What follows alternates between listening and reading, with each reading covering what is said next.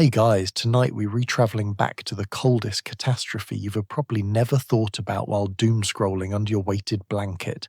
Not the kind of cold that makes you wear 2 pairs of socks to bed, no. We're talking about the kind of cold that could erase humanity. Tonight's story is about a supervolcano Mount Toba that erupted around 74,000 years ago. It didn't just ruin a few nearby villages. It tried to ruin the entire species. Think of it as the ultimate rage quit from Mother Nature.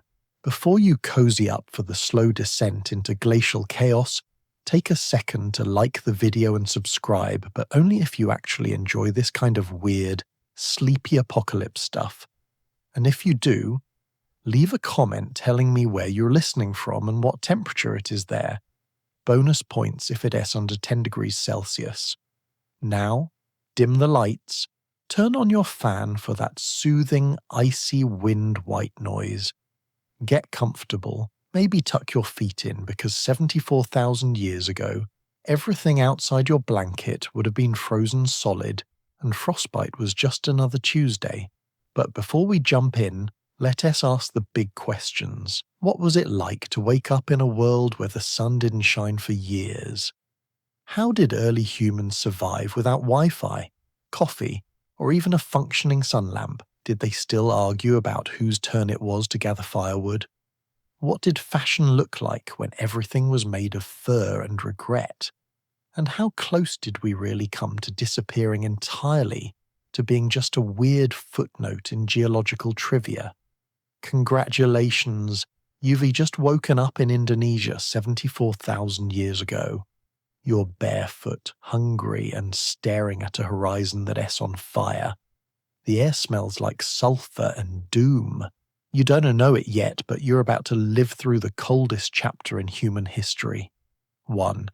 The morning after the sky fell.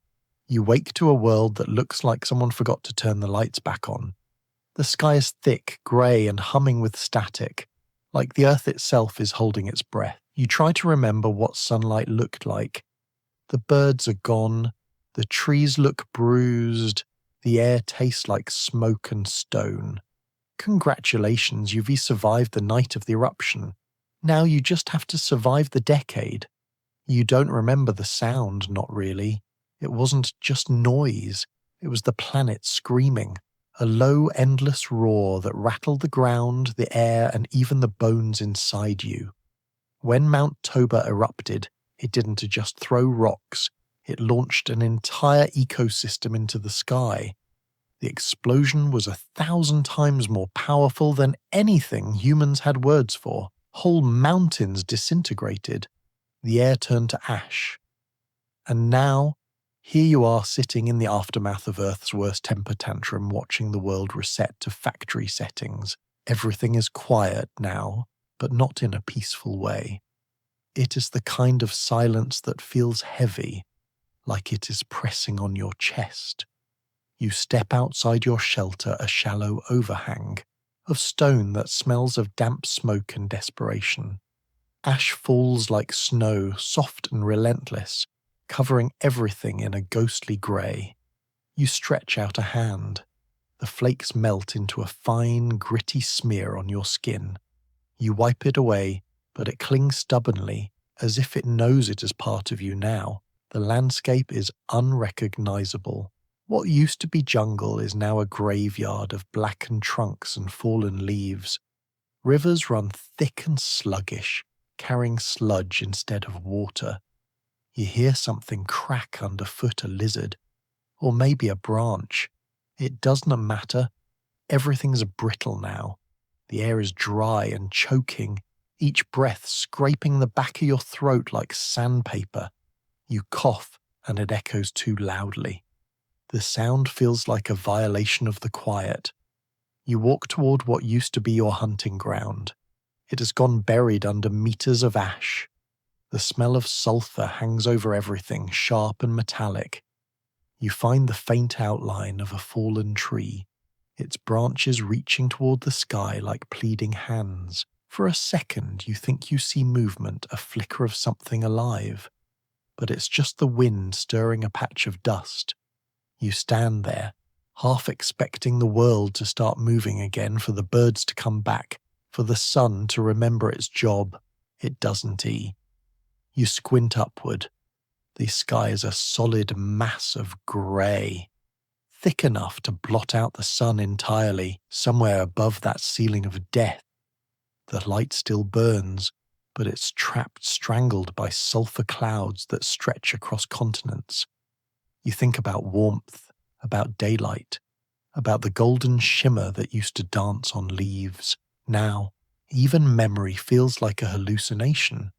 Your stomach growls, a reminder that survival doesn't pause for apocalypse.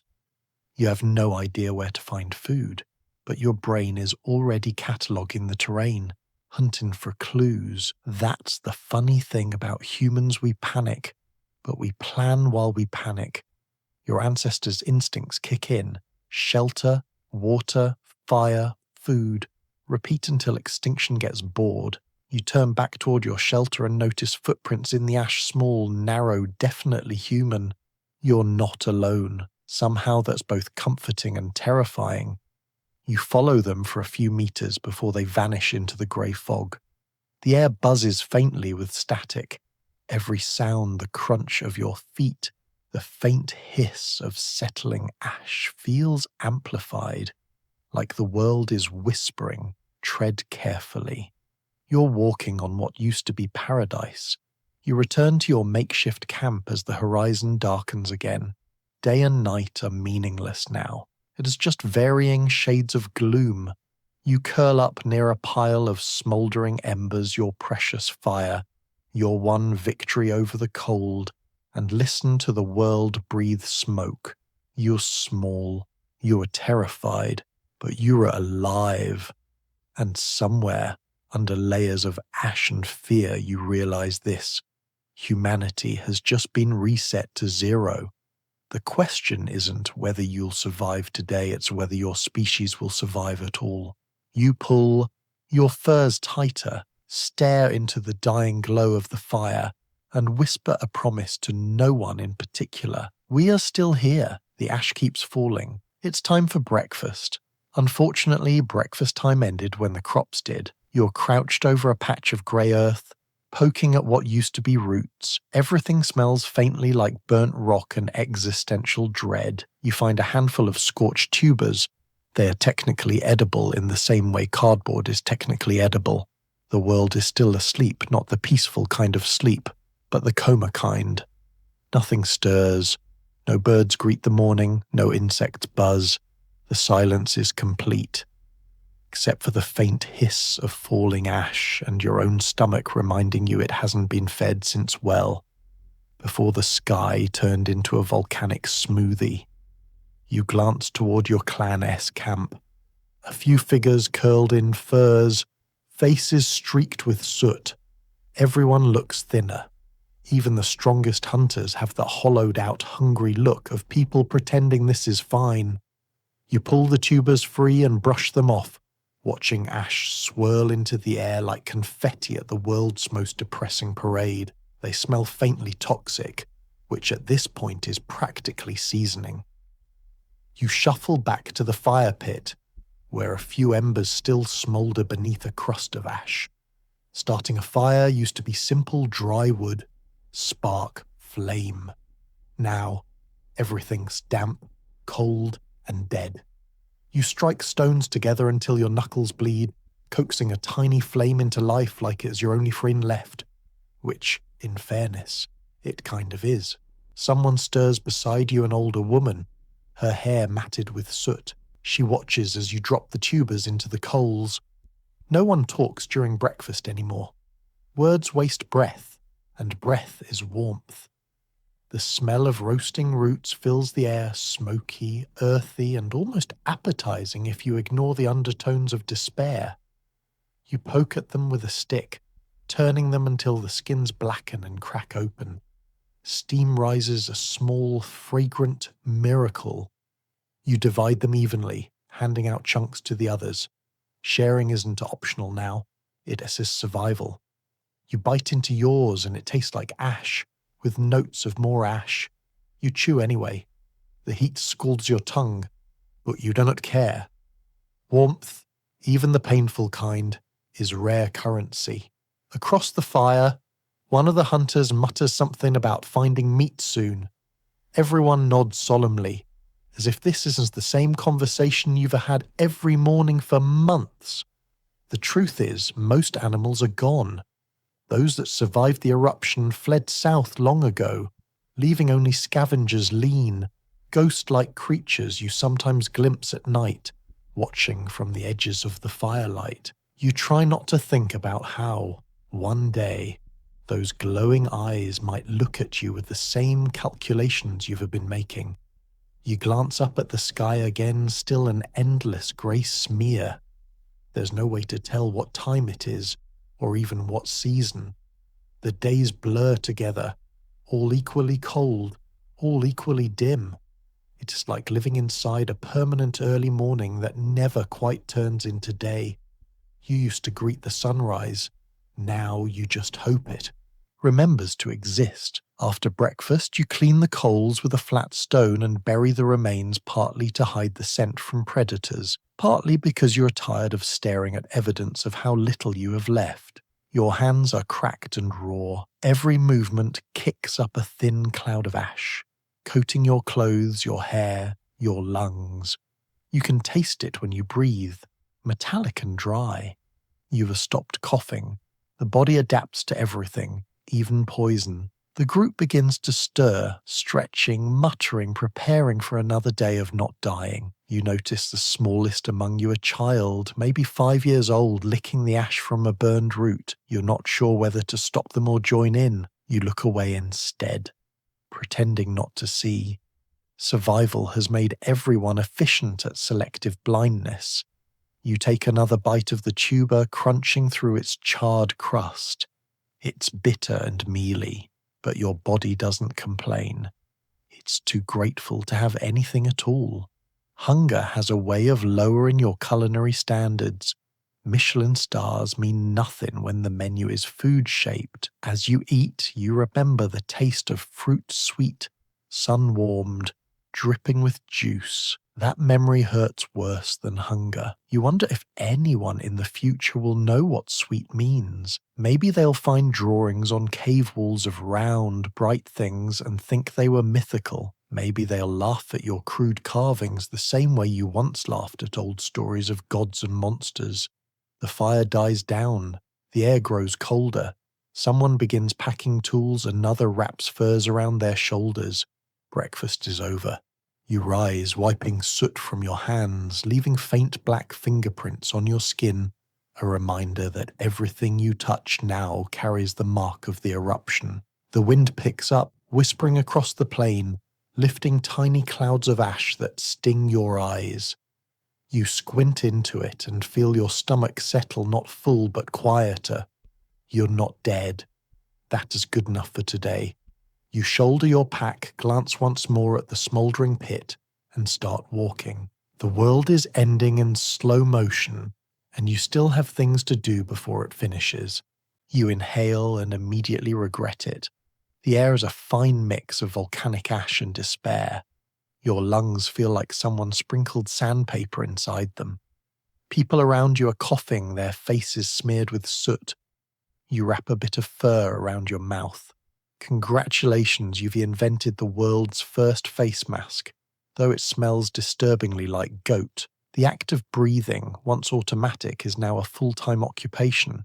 Each breath feels like inhaling powdered glass. You used to take oxygen for granted, you just breathed it in without a second thought. Like a spoiled modern human scrolling through social media without considering the miracle of Wi-Fi.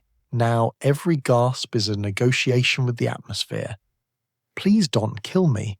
I just need a little bit of air, thanks. The ash never stops falling. It is constant, fine as flour, coating everything in sight, the ground, your hair, your food, even the inside of your nose. You blow it out and it comes back grey. You try holding your breath, but that just gives you a new problem, passing out. Eventually you learn to breathe shallowly, small sips of air like someone sipping a scalding drink, careful not to inhale too deeply. You're not just surviving, You're inventing mindfulness by necessity. Around you, the others struggle too. The children wheeze softly, their small chests rising and falling in ragged rhythm. One of the hunters hacks into a piece of fur, leaving a streak of black phlegm behind. The sound is horrible wet, final, like something alive trying to climb out of his lungs. You look away. In this world, compassion still exists, but eye contact has become an act of bravery. The sky is an unending bruise. The light that filters through is dim and sickly, turning everyone into shadow puppets. You can tell whether it's dawn, dusk, or something in between. There's no sense of time anymore, only the rhythm of breath and cough. When the wind blows, it doesn't feel clean, it carries dust, grit, and that sulphurous tang that stings your nostrils and makes your teeth ache. You remember when the air smelled of rain, of soil and plants and sun-warmed bark. Now it smells like a blacksmith's workshop inside a dying volcano. The word fresh doesn't exist here. Even your dreams taste like ash. You start adapting in small, pitiful ways. You wet strips of fur or moss before wrapping them around your face. The moisture traps some of the dust, though it also traps the smell of decay. You huddle near the cave mouth, where the air moves slightly more freely, though fresh is still a stretch. Every few minutes you scrape ash from the entrance with a stick a losing battle, but it gives you something to do besides suffocate. Your voice, once strong, grows rough from the grit. Conversations sound like gravel being poured down a metal chute. Nobody shouts anymore, it hurts too much. Communication becomes gestures, nods, short words. You point, grunt, cough. Congratulations, civilization has downgraded to a Wi-Fi free group chat. One evening, the wind shifts. You're outside collecting firewood that's more charcoal than wood when the gust picks up and sends a fresh wave of ash into your face. The world vanishes in a grey blur. You drop to the ground, pulling your fur mask tight.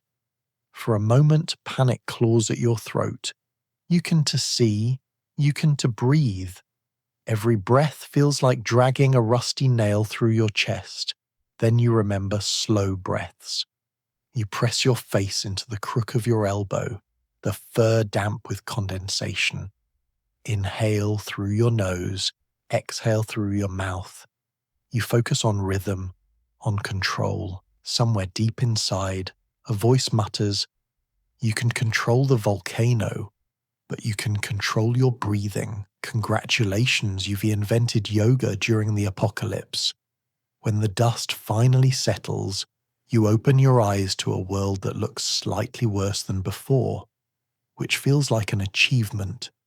You stand, shaking grey powder off your shoulders, and glance at the others emerging from the haze like ghosts. Every one of you wears the same expression, part exhaustion, part disbelief that you are still here.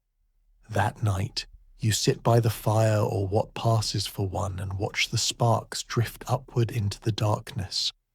For a second, they look like stars. You remember when the real ones shone above you, clean and clear. You wonder if they are still there, hidden behind the choking clouds. You hope so. You pull the fur tighter around your mouth and close your eyes. Each breath still stings, but you've learned something new, endurance. Breathing through dust has become your new normal, your quiet rebellion against a world that's trying very hard to unmake you. And as the night deepens and the ash drifts like tired snow, you realize that survival doesn't always look heroic. Sometimes it just sounds like breathing shallow, stubborn, and still going. Days pass, or maybe weeks. It's hard to tell. The sun is just a faint smudge now, like a dying flashlight behind miles of smoke. Temperatures plummet. You try to remember warmth. You'd trade your favorite fur wrap for 5 minutes of July. Time has stopped meaning anything. There's no dawn, no dusk, just one long stretch of half light, a permanent grey morning that never turns into day. The horizon looks bruised, the air glows faintly orange at times, as if the sun is embarrassed to be seen. You start to wonder if it is still up there at all, or if the eruption swallowed it whole. You can even point to where east is anymore. The world is an even smear of smoke and shadow. You huddle inside your shelter, a hollowed-out ridge of rock that traps a little heat if you build the fire just right. The flames burn low, flickering uncertainly, as if they too are losing the will to keep going. You hold your hands out toward the fire and feel almost nothing. The cold isn't just air now. It's a living thing that moves through you, sits in your bones, whispers, "You are next." When you do venture out, it's like stepping into a dream. The ground is hard and brittle, frozen ash cracking beneath your feet. Every step leaves a dark print that fills quickly with dust. You can see your breath hanging in front of you like a ghost that won't leave. There are no birds, no insects, not even the faint hum of life. Just silence, endless, punishing silence. You remember the warmth of the old world, the way the sun felt on your skin, the smell of grass after rain, the shimmer of heat over the plains. It feels like someone else. Life. You'd give anything for sunlight. Not the abstract idea of it, not the physics of nuclear fusion millions of kilometers away, but the physical, glorious sensation of it, light hitting your eyelids, that instant bloom of color and life. Now everything is grayscale, and you've forgotten what yellow looks like. Your clan gathers around the fire each evening, though you don't know what that means anymore. The oldest among you tries to tell stories about when the sun still rose properly, how it painted the world gold, how it warmed your skin until you had to seek shade. The children listen like it's mythology. You can see it in their faces, they don't really believe her. For them, the world has always been cold, dim, and endless. Sleep is strange now. Without daylight to guide you, your body doesn't know when to rest. You close your eyes when you're tired, wake when you're not, and hope it adds up to something resembling a day. Sometimes you dream of warmth, sunlight on water, the hum of insects, laughter, but then you wake to the sound of wind rattling through dead branches, and the cold steals even that comfort. The cold changes people. It makes them quiet, inward, brittle. Jokes are rare now. Smiles cost energy. You notice the way people sit closer together without speaking, sharing body heat like currency. A hand on your shoulder, brief touch. These are now acts of survival, not affection. You don't say "I love you" anymore. You just shift closer in the dark. You start to notice other changes too. The air smells different, cleaner, but in a way that feels wrong. Sharp, metallic, too thin. When you breathe in deeply, it hurts. Your firewood is running low, and what's left burns too quickly. Every night you wonder if this will be the last one with flame. Then one day or whatever passes for day now, you see something strange. A shimmer, barely there. A faint blush of color trying to break through the haze. You blink, convinced it's a trick of your tired eyes, but no, it's real. For the first time in months, maybe longer, a weak strand of sunlight filters through the clouds. It's pale and fragile, but unmistakably warm. You hold out your hand and the faintest glimmer touches your skin. It's gone in seconds, but it's enough. The others see it too. There's a quiet murmur, disbelief, wonder, grief. Nobody cheers. Nobody dares. The moment is too delicate, too sacred to shatter. You all just sit there, staring at the fading light, trying to memorize it. And as the sky closes again, sealing away the sun once more, you feel something small and irrational spark inside you. Hope. It's ridiculous. Really a feeling as fragile as that tiny beam of light, but in a world that has forgotten what sunrise looks like. Even one flicker of brightness feels like a promise. You crawl back into your shelter, curl around the dying fire, and whisper a silent prayer not to gods, not even to the sun, but to the idea that maybe, just maybe, warmth will return someday. And until then, you'll keep waking up to the grey, keep building fires, and keep remembering the sun that forgot to rise. Fire isn't just warmth anymore. It is life, light, and sanity rolled into one flickering miracle. Every campfire becomes a shrine. You huddle close, staring into it as if it might whisper survival tips. Sparks rise into the black sky, vanishing tiny souls escaping a frozen earth. It used to be a tool, something practical, mundane. You'd light a fire, roast some food, stay cozy, and go on with your day. But now, fire is the only thing standing between you and extinction. It is the fragile heartbeat of humanity, the one light that still dares to glow in a world that's forgotten the sun. You find yourself speaking to it, sometimes thanking it, pleading with it, apologizing when it falters. You know it is not alive, and yet it feels like it might be the last living thing left. Your clan treats it like something holy. Every spark, every flicker is a blessing. There's a ritual to keeping it alive, now a quiet, reverent dance. Someone always tends it, feeding it with slivers of dry wood, moss, anything that will burn without choking it. You guard it from the wind like a mother shielding a newborn. The sound of the crackling logs is music, the orange glow your only sunrise. At night, when the cold presses in and the world turns to stone, you all draw closer. Faces shimmer in the glow, half-lit, half-shadowed eyes, glazed with exhaustion and awe. You can feel the heat prickling your skin, sharp but soothing, like the fire is reminding you what being alive feels like. It doesn't matter that you smell like smoke. It's the smell of hope. Sometimes you think back to when fire was just convenience. You imagine modern people, electric stoves, light switches, thermostats, all the ways they tricked fire into servitude. You almost laugh. They controlled fire. You worship it. Funny how quickly things flip when nature hits the reset button. But worship doesn't come cheap. Fire demands sacrifice. There's the endless search for fuel, trudging through the frozen wasteland to find anything that still burns. Dead trees, dry reeds, bits of old charcoal from other abandoned camps. Once, you burned a pile of animal bones. They hissed and cracked, sending up a bitter smell that clung to your hair for days. Another time, someone threw in a chunk of dry dung. No one said anything. You all just nodded solemnly. Survival does not judge. You've learned the delicate balance of it. Too much wood, and the fire smothers itself in smoke.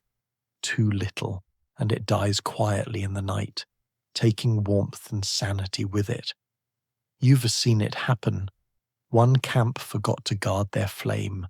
A gust of wind, a careless ember, and by morning they were gone, frozen where they slept, curled around a dead pile of ash. You found them days later, stiff as statues. No one spoke, but everyone tended the next fire a little more carefully after that. The children are the only ones who still treat it with wonder instead of fear. They stare at the flames like they're watching a magician. Sometimes they reach out, curious, and you yank their hands back before the fire can teach them its lessons. You remember the first time you got burned, that sharp, shocking pain that felt unfair, like betrayal. But now you get it. Fire gives life, but it reminds you who's really in charge. There are moments, though, when you catch yourself entranced by it. The way the flames twist and curl, changing colours orange, red, blue, like it's painting the dark with defiance. You start to see faces in it, movements, messages. The ancestors, maybe. or just your mind trying to make sense of chaos. It doesn't matter. Belief has become a survival skill. When the wind howls outside and the temperature drops to something unspeakable, you press closer. The fire roars softly, holding the darkness back by inches. You talk to it under your breath, a one-sided conversation about your day, your fears, your memories of warmth. Sometimes you swear it answers. The pop of sap, the hiss of damp wood, little responses, small encouragements. It's ridiculous, but it keeps you sane. At night, when you close your eyes, you still see it, the afterimage of orange and gold behind your lids. You dream of fire often now, but in your dreams it's not. Just warmth. It's civilization. It's the first city, the first heartbeat, the first proof that even in a world gone cold, humans will always find a way to make light. And so you guard it, feed it, praise it. Fire has become your god, one that doesn't ask for faith, only attention. You've learned its moods, its hungers, its boundaries. You've learned that even when everything else is taken from you, sunlight, colour, comfort, the act of striking spark to stone and watching flame bloom is the closest thing to a miracle you'll ever see. You lie back, letting the heat lick your cheeks. The world beyond is silent and dark, but here, in this circle of flickering orange, you are infinite. The fire crackles, and for a brief, impossible moment, it sounds almost like laughter. You never thought staying alive would become a full-time job, but here we are. You wrap every scrap of animal hide you own around your body. The wind still finds a way in. You learn to sleep in shifts, to share warmth with your clan. Personal space has officially gone extinct. The cold is not just weather anymore, it is a personality. It has moods, tempers, grudges. It creeps through every gap in your shelter, tests every seam in your clothing, waits patiently for you to make a mistake. You used to think you knew what cold was, a brisk morning, maybe frost on the ground. Now you understand the truth. Cold is a living thing, an enemy that never tires. You've become a walking pile of furs, layers upon layers of hide and hair stitched together with sinew and desperation. You move like a badly constructed scarecrow, every step a rustle of stiff pelts. When you sit, it takes effort. When you stand, it takes courage. Fashion has left the building entirely. Somewhere, 74,000 years in the future, someone will complain about the cost of heated car seats, and you will haunt them in spirit. At night, the temperature drops from unbearable to unthinkable. The wind howls outside your shelter, crawling through cracks like it's auditioning for a horror movie. You can hear it moan through the branches and across the plains, an endless song of frozen misery. Inside, you and your clan lie tangled together, a human knot of elbows, knees, and breath. You share heat, because body warmth is now the only renewable resource. Privacy is dead. Dignity froze to death weeks ago. You learn tricks, little rituals of survival. You heat stones in the fire and wrap them in hides to tuck against your chest at night. You pile snow around your shelter, edges to block the wind, an ancient version of insulation. You even smear fat on your skin before sleeping. It seals in warmth, though you end up smelling like a roasted yak. You stop caring. Smell is for people who still have noses that aren't perpetually frozen shut. You wake up some mornings with frost clinging to your eyebrows, your breath crystallized on your hair. You scrape it off and laugh because the alternative is crying, and tears just freeze to your face. Every task is harder now, hunting, gathering, even thinking. Your brain moves slower in the cold, thoughts coming out thick and sluggish. You spend more time staring at the fire than speaking. Fire is easy. Fire makes sense. Cold doesn't. When you do go outside, the world feels like another planet. The air slices at your face like glass. Your eyelashes clump with frost, and the inside of your nose forms icicles. Every inhale burns. Every exhale feels like it might be your last. The ground crunches beneath your feet. Frozen solid ash, snow, and death mixed into a single grey crust. Once, while hunting, you stumble across a frozen river. The surface glitters faintly under the dim light, smooth as obsidian. You crouch, touching it with a gloved hand. Beneath the ice you see fish perfectly preserved, mid-swim, trapped forever in a silent world. You envy them, in a way. They don't have to keep moving. They don't have to think about tomorrow's cold. That night, one of the clan doesn't wake up. You find him still, peaceful, his lips blue, his hands folded near the fire pit. There's no drama to it, no wailing, no ceremony. You wrap him in hides and carry him outside, leaving him on a high ridge where the wind can take him. The ground is too frozen for burial, and besides, everyone is too tired to dig. Death has become quiet, polite, another member of the group who never stops showing up. Still, there are moments of strange beauty. Frost patterns spiderweb across your shelter walls, delicate and shimmering in the firelight. Ice crystals catch the glow like stars. You look at them and think about the sun, about warmth, about everything this world used to have. It feels impossible that there was ever a time when you could stand outside without a dozen layers, or when cold meant a light shiver. You adapt. You have to. You learn how to breathe shallowly to save heat, how to huddle close without smothering each other, how to move slowly to conserve energy. You even start measuring time by the length of warmth a fire's worth. 2 fires long, days and nights blur together into a long campaign of endurance. Sometimes you dream of warmth, of lying in tall grass under an actual sun, of swimming in water that isn't solid. You wake with tears frozen to your cheeks. You whisper promises to the cold. Not tonight. Not me. And somehow, against all odds, you keep that promise one more night. Because that's the thing about humans, we were terrible at giving up. We were too stubborn to die properly. The cold takes and takes and takes, but you keep breathing, keep moving, keep making fires. You've turned survival into an art form, painted in frostbite and persistence.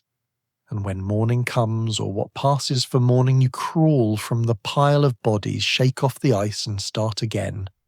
The cold is still there, grinning in the wind, waiting for you to slip up, but you just grunt, pull your furs tighter and think, not today, winter, not today. The forests are quiet now, no insects, no birdsong. Even the rivers move sluggishly, half frozen and grey. The only sound is the crunch of ash underfoot, and the occasional distant rumble, the earth reminding you that it's still angry. You never realized how much noise the world used to make until it stopped. Life once hummed around you, the flutter of wings, the whisper of leaves, the buzz of unseen things in the grass. Now the silence feels wrong, heavy, like a weight pressing on your chest. It's not peaceful. It's a kind of absence that eats at your mind. Even your thoughts start to sound too loud. When you walk through what's left of the forest, the trees stand like blackened bones, stripped bare by the ash. Their trunks creak in the cold wind, each sound sharp and brittle. The ground beneath them is dead, no roots pushing, no worms crawling, no life at all. The silence is so deep it feels alive, as though it is listening back. You find yourself whispering without meaning to, afraid to disturb it too much. Your footsteps make the only rhythm. Crunch, pause, crunch. The ash clings to everything, your clothes, your hair. Even the air feels thick with it. Sometimes when the wind shifts, you hear faint echoes, maybe a rockfall in the distance. Maybe something else. You stop, hold your breath, and wait. But the world just stares back, blank and mute. Even your own people have grown quieter. Conversations are short, voices low, as though sound itself has become dangerous. Laughter feels alien now, too sharp, too bright for this dim world. You used to fill silence with talk plans, stories, arguments. Now words feel expensive. Most of what's left is gestures. A nod to say you are fine, a raised hand to warn of danger. Speech has become an extravagance you can't afford. One morning, you wake before the others. The fire's burned low, just a faint glow under the ashes. You step outside and look at the horizon. The world is a wasteland of stillness. Even the wind seems hesitant, barely stirring the grey dust that blankets the earth. For a moment, it feels like time itself has stopped. You whisper something you don't even know what. The sound is swallowed instantly, gone before it is born. You start to think maybe silence isn't just emptiness. Maybe it's what comes after everything else, the final echo of life once it is done making noise. The volcano's roar has faded, the storms have passed, and now this eerie quiet is what remains. It is the sound of the planet cooling off, catching its breath after the tantrum. Once, you spot movement on the horizon, a dark shape, too small to be a rock, too deliberate to be wind. You freeze, straining to hear anything, but there is nothing. The figure moves slowly, leaving a faint trail in the ash. You can tell if it's human or animal. You wait, your ears aching in the silence until it vanishes behind a ridge. The absence of sound makes your heart pound louder. You can hear your own pulse in your ears, like distant drums. When night falls, the quiet deepens. Even the fire seems subdued, its crackles muffled, its light hesitant. You lie awake, listening to nothing. Your clan sleeps close, their breathing shallow. You try to match your breath to theirs, the only proof that life still exists around you. You used to fall asleep to the chorus of insects and the calls of night creatures. Now, the world's lullaby is the whisper of ash sliding down stone. But then, one evening, something changes. You are sitting by the fire, staring into the flames, when you hear it faint, hesitant but unmistakable. A sound, a real sound, a single note, somewhere off in the distance. It's not the wind, it's not the ground shifting, it's a bird, a single lonely call trembling through the still air. You freeze, eyes wide. Others hear it too, heads turn, no one speaks. You wait, desperate for another note, another confirmation that you didn't imagine it. And there it is, faint, cracked, but beautiful. The first birdsong in months. A sound so small it breaks your heart. You feel tears sting your eyes. You hadn't realized how starved you were for sound, for proof that the world isn't completely gone. The call echoes once more, then fades back into the grey. Silence returns, heavier now but different, softer, alive. For the rest of the night, no one says a word. You don't have to. The silence isn't empty anymore. It is waiting, holding its breath. The world is still broken, still frozen, still grey, but now it has a heartbeat again, however faint. And as you drift off beside the fire, the echo of that tiny birdsong still rings in your ears, the sound of something daring to live again in a world that had forgotten how. You venture out in search of food. It's like grocery shopping, except everything is dead, and your shopping cart is your hands. You learn to dig for roots, to sniff out the faint scent of something alive. Occasionally you find an animal track and follow it like a prayer. The landscape looks like someone turned the contrast down on reality. Everything is grey, muted, lifeless. The ground crunches beneath your feet, a mix of ash, ice, and despair. The air burns your lungs when you breathe too deeply, so you move slowly, deliberately. You used to hunt for fun. Now, every expedition feels like an audition for staying alive another week. You travel light, A sharp stick, a dull knife, and the kind of optimism that borders on insanity. The world has gone quiet, but you swear it is watching you. The trees, the rocks, even the wind, they all feel suspicious, like they're keeping secrets. You keep glancing over your shoulder, half expecting the earth itself to groan again, to split open and start the chaos over. Most of your diet now consists of things that technically count as food. Frozen roots, shriveled berries, dried mushrooms you hope on are the deadly kind. Every bite tastes like dirt, and every meal is a gamble. You've developed a new philosophy. If it has to kill me yet, it is breakfast. When you find an animal track, your heart speeds up. It could be anything, a deer, a wolf, or just a hallucination in the snow. You crouch, tracing the print with a finger. It's real, fresh. You follow it, moving silently through the pale wasteland, eyes sharp. Every crunch underfoot sounds like a scream.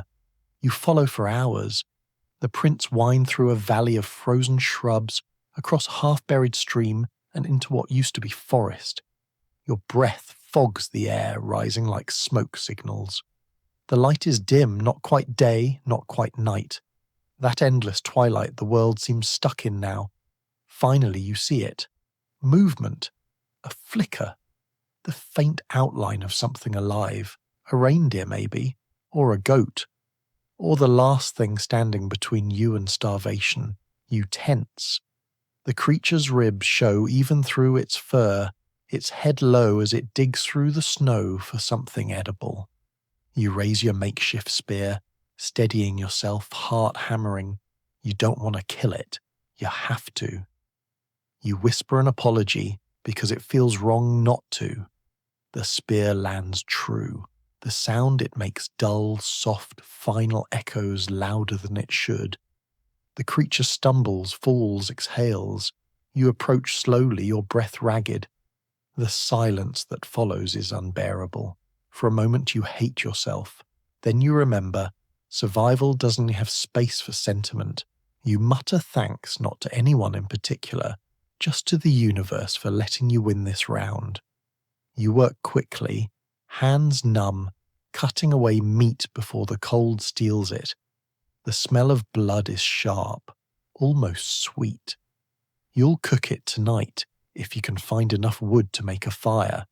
If not, well, raw meat isn't the worst thing you've eaten this month. On the way back, you spot something strange, a patch of green, faint but real, peeking through the ash. It is a sprout, impossibly alive, defiant. You kneel, brushing away the grey snow around it. Your chest tightens. It is ridiculous how something so small can feel so powerful. You don't pick it. You just stare, letting the absurd hope of it soak in.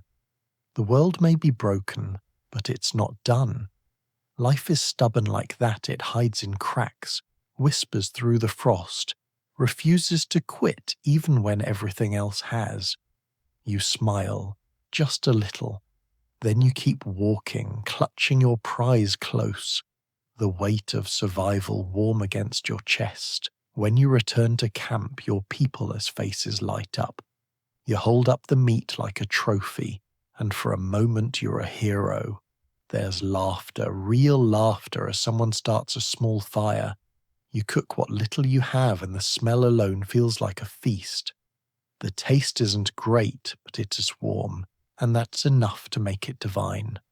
Later, as you sit by the fire, stomach full for the first time in days, you think about that sprout, that tiny spark of green in a dead world. It wasn't much, but it was proof that the earth hasn't given up yet. Neither have you. You lean back, eyes half closed, listening to the soft crackle of the fire and the faint sigh of the wind outside. The hunt, the hunger, the fear they'll all come back tomorrow. But tonight, you've eaten, you've lived. And in this age of ash and silence, that's enough to call it victory. You're now draped in fur so thick you resemble a sofa. There is no such thing as style. just not hypothermia. Accessories include bone needles, ash-streaked cheeks, and a persistent smell of smoked mammoth. You've never looked worse, but you've also never been this warm. Every morning is a fashion crisis. The problem isn't what to wear, it's how many layers it'll take before you stop shivering. You've become a sort of walking laundry pile. Hides, furs, sinew straps, all stitched together with the aesthetic sensibility of a sleep-deprived raccoon. Your wardrobe is equal parts survival gear and portable ecosystem. Somewhere in there, something is probably still alive, and you're okay with that if it helps insulate you. You used to think clothing was about expression. Now it is about compression, wrapping every inch of skin in something dead before the cold decides to make it you. The process of dressing takes forever. You tie, wrap, knot, and lash until you can barely move.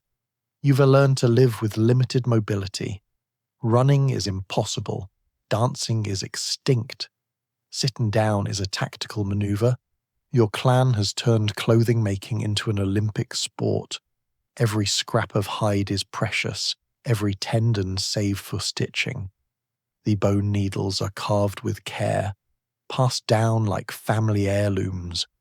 You spend hours around the fire squinting in the dim light, sewing furs together with fingers so stiff from cold they barely bend. The smell of smoke and animal fat clings to everything your clothes, your dreams. When someone manages to make a new piece of clothing, it's practically an event. The maker holds it up with pride. A new fur hood, a better pair of gloves, boots lined with grass for extra warmth. Everyone grunts approval, maybe even smiles. There is no catwalk, but there is applause, quiet, mittened applause. Your look is dictated entirely by practicality, long mammoth hide cloaks that drag behind you. Layers of reindeer skin for flexibility, wool from whatever unfortunate creature you managed to find still breathing. Even your jewelry serves a purpose. Bone pendants double as tools, and teeth strung on sinew are mostly just spare parts. The term sustainable fashion has never been more literal. At night, when the firelight flickers, your clan becomes a gallery of prehistoric couture. The flickering orange glow catches on fur and bone, turning everyone into shadowy figures, half human, half beast. The children play with scraps of hide, pretending to be animals. The adults exchange tips on tanning and sewing, arguing about the best way to waterproof a mammoth hide. You can tell if this is culture or desperation, but it feels like both. There are trends, of course. Even at the end of the world, people can't resist showing off. The hunters favor darker pelts because they hide bloodstains and look intimidating. The elders go for practicality. Thick furs, no nonsense. The young ones, they experiment. One girl in your group starts wearing a necklace made of bird bones that rattle when she walks. Another dyes her fur with charcoal ash, calling it storm grey. You roll your eyes but secretly admire the effort. Every so often, you catch your reflection in a pool of ice, a shapeless mound of fur with eyes peeking out. You look ridiculous. But those eyes, they are alive, defiant. Fashion, you realize, isn't about beauty anymore. It's about rebellion, the audacity to decorate yourself when the world says you shouldn't exist. There's also the ritual of maintenance. You oil your hides with animal fat to keep them from stiffening. You patch tears with sinew. You pick out frost from the seams before it spreads. Once you tried drying your furs too close to the fire they smoked, sizzled, and filled the shelter with the unmistakable scent of regret. Lesson learned. The cold tests everything you wear. The wind claws at your seams, the snow creeps into your boots, and the ice bites through even the thickest layers. You curse every time you have to strip down to repair a tear, your skin flashing purple in the cold. But when you finish, When you pull the furs tight again, you feel invincible, a walking fortress of warmth and defiance. You and your people might look absurd, but you've turned necessity into art. Each stitch tells a story. The hunt that provided it, the hands that shaped it, the nights you survived while wearing it. You're draped not just in fur, but in memory. And somewhere, deep down, you know that thousands of years from now, people will dig up these clothes, your hides, your beads, your frozen bones, and whisper, "This was fashion." You'd laugh if you could hear them. But right now, you're too busy trying to keep your mammoth skin hood from freezing to your hair. You pull it tighter, grunt at the cold, and shuffle forward through the snow. You may look like a sofa, but you're a warm, breathing sofa, and in this frozen world that tests the height of luxury, your clan huddles in a cave, whispering plans. It's like an ancient group chat, except everyone can actually smell each other. You discuss migration, hunting, and whether the gods are mad or just dramatic. Someone sneezes, everyone glares. Germs are now a community event. It's crowded in here, too many people, not enough warmth, and way too much mammoth breath. The fire flickers in the center of the cave, painting everyone in gold and shadow. Smoke drifts lazily toward the ceiling, where it stains the rock black. The air hums with low conversation arguments, jokes, plans, and the occasional grunt that counts as agreement. This is the prehistoric version of the group chat. Chaotic, loud, and slightly unhinged. There's always that one guy who insists he knows everything. He gestures wildly with a bone in his hand, explaining that the ash storms are the gods' punishment for something, though he's vague about what. Another claims he saw a mammoth herd heading north, and half the group immediately debates whether north is even real anymore. The elders try to keep order, but no one listens for long. Democracy, as it turns out, was just as messy back then. The fire crackles, sending sparks up like punctuation marks to every shouted opinion. You sit back, wrapped in furs, watching it unfold. It's a strange comfort, this noise, this human clamour. The world outside might be silent and frozen, but in here, people are alive, loud, breathing, arguing, laughing. You can feel civilization beginning to form, one awkward meeting at a time. Someone proposes a migration. South, maybe. Warmer there, he says, though no one knows for sure. Another objects too dangerous, too far. A third just shrugs and mutters, "Better than freezing here." You can practically see the group splitting into sub-chats, the cautious, the desperate, and the ones who just want to go where the food is. The discussion goes in circles. People interrupt, talk over each other, forget what they were saying halfway through. Every few minutes, someone adds a completely unrelated topic. "Who stole my flint?" Or, "The spirits don't like that rock over there." You've heard more coherent strategy sessions from a pack of wolves. Still, somehow, decisions get made. Not cleanly, not efficiently, but through sheer persistence. The kids chase each other between legs, their laughter bouncing off the cave walls. A few women grind nuts and roots in stone bowls, feeding the fire smoke with tiny puffs of dust. The smell of cooking fat mixes with sweat, dirt, and damp fur. It's disgusting and comforting all at once, the scent of survival. When the conversation dies down, someone starts humming. It's not quite a song yet, more like a shared exhale turned rhythmic. Others join in, low at first, then louder, until the whole cave vibrates with sound.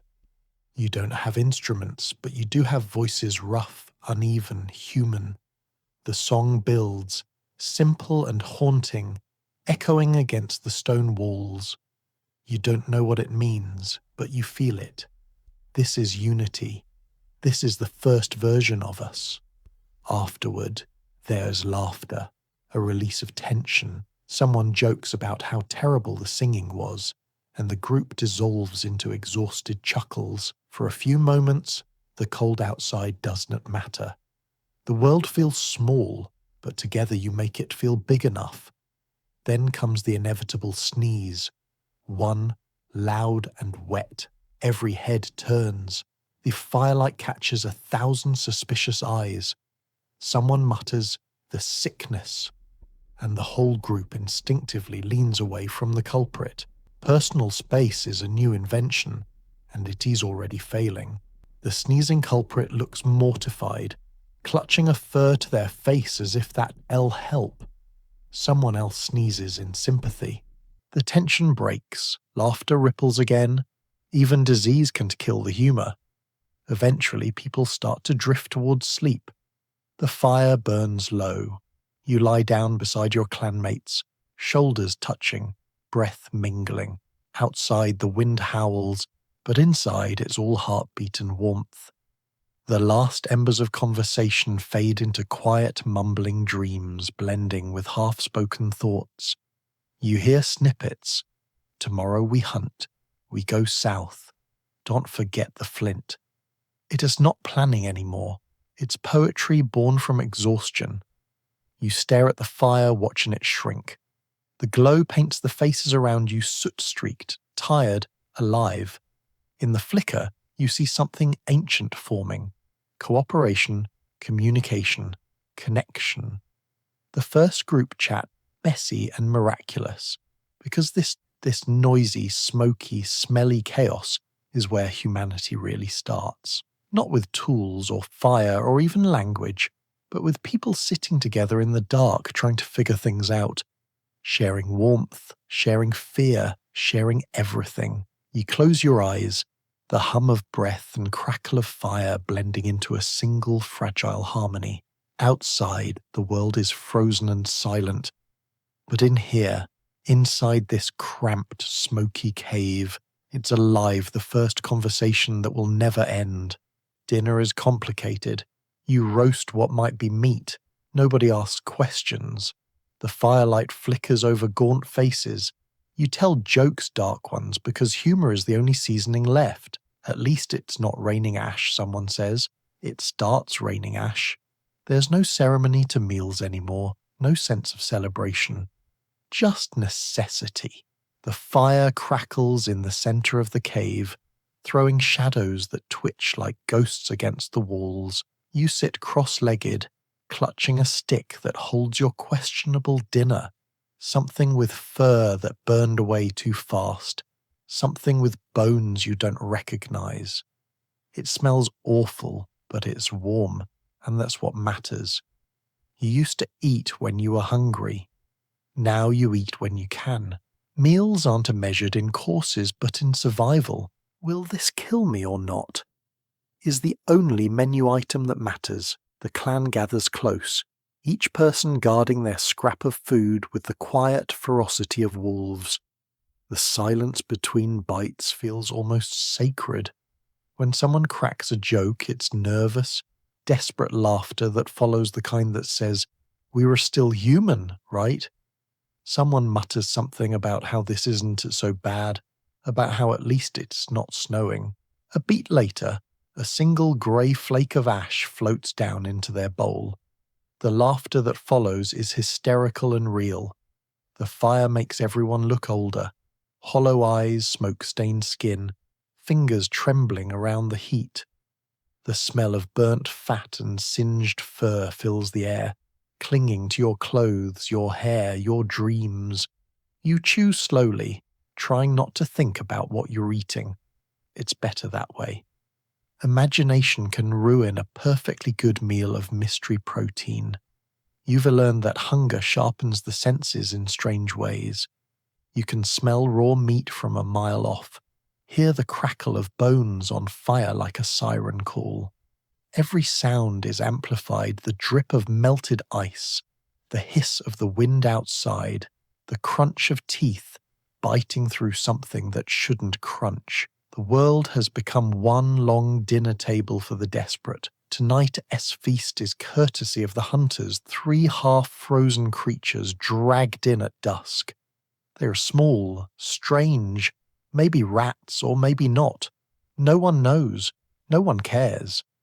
The hunters say there are fewer animals every day, and everyone pretends not to hear. You eat faster. Across the fire, someone starts humming. It's a broken tune, barely a melody, but it's enough to fill the silence. The rhythm of chewing becomes drumbeat, the crackle of fire a percussion line. For a moment, the cave feels almost alive. You remember what dinner used to be: laughter, warmth, stories. Now, all you have are the echoes of those memories, like flavor lingering on a bone long picked clean. A child asks if the sun will come back. No one answers right away. The adults stare at the fire instead, the orange glow reflected in their hollow eyes. Finally, one of the elders says, "Yes, the sun always comes back." The lie hangs there, heavy and tender. You all nod, pretending to believe it because the alternative is unbearable. Outside, the wind shifts. The ash storm begins again, soft at first, then relentless. It seeps into the cave like smoke, coating your food, your clothes, your tongue. You keep eating anyway. You've stopped noticing the taste of ash months ago. You finish your meal in silence, licking your fingers clean because waste is unforgivable now. Someone passes around a cracked bone bowl filled with melted snow, bitter and grey. You drink it greedily, wincing at the cold, the grit between your teeth. It's disgusting. It's divine. After dinner, the fire burns lower, the group huddles tighter. Someone tells a story, a funny one, surprisingly. It's about the time a mammoth chased a hunter straight into a mud pit. You laugh until your ribs hurt. For a moment, the warmth isn't just from the fire, it's from the absurdity of still finding humor in a world that's ending. When the laughter fades, there's just the crackle of fire again. You stare into it, hypnotized by the way the flames move alive, unpredictable, hungry, like you. You can almost hear it whispering, "Keep going, keep going." Someone coughs, deep and wet. No one looks up. You all pretend not to notice. Tomorrow you'll wake, hunt, scavenge, eat again, or you won tea. That's just the rhythm now. You lie back, full enough to sleep, ash settling softly on your face like snow. The world outside the cave is silent, except for the hiss of falling soot and the growl of distant thunder that might be another eruption. You close your eyes and think about real food, fruit, bread, anything that isn't roasted mystery flesh. But even as the thought fades, you smile.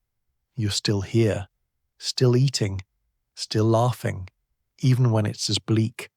That's dinner by desperation, equal parts hunger, horror, and hope. And somehow, that's enough to keep you alive for one more night. You meet someone, you share warmth, maybe a scrap of mammoth jerky. Romance 74,000 BCE style. There are no flowers, just frost. No candlelight, just firelight. But somehow, it is tender. Love doesn't need civilization, just 2 people who refuse to freeze. It starts quietly. Maybe it's the way they laugh, that rare, unexpected sound that cuts through the monotony of wind and ash. Or maybe it's the way they hand you the better piece of meat, pretending not to notice you're shivering harder than everyone else. In a world that's mostly grey, the smallest act of kindness feels like colour. You find yourself sitting closer by the fire, pretending it is just for the warmth. Everyone knows it is not. There's no courtship ritual, no long strolls through sunny meadows, the meadows are dead. Instead, love blooms in the cracks of survival. You help patch their furs, they help sharpen your spear. You share stories in the dark, half whispered, half imagined, about what the world used to be. Sometimes you wonder if they were ever true. The past feels like a bedtime story now, one you tell to remember what hope sounded like. Nights are long. The cold presses in from every direction, and you both learn to sleep entwined, a tangle of limbs and pelts. There's nothing poetic about it, just shared body heat, a primitive defiance of extinction. Yet somewhere in that necessity, something real forms. The steady rhythm of another heartbeat beside yours becomes the most comforting sound on earth.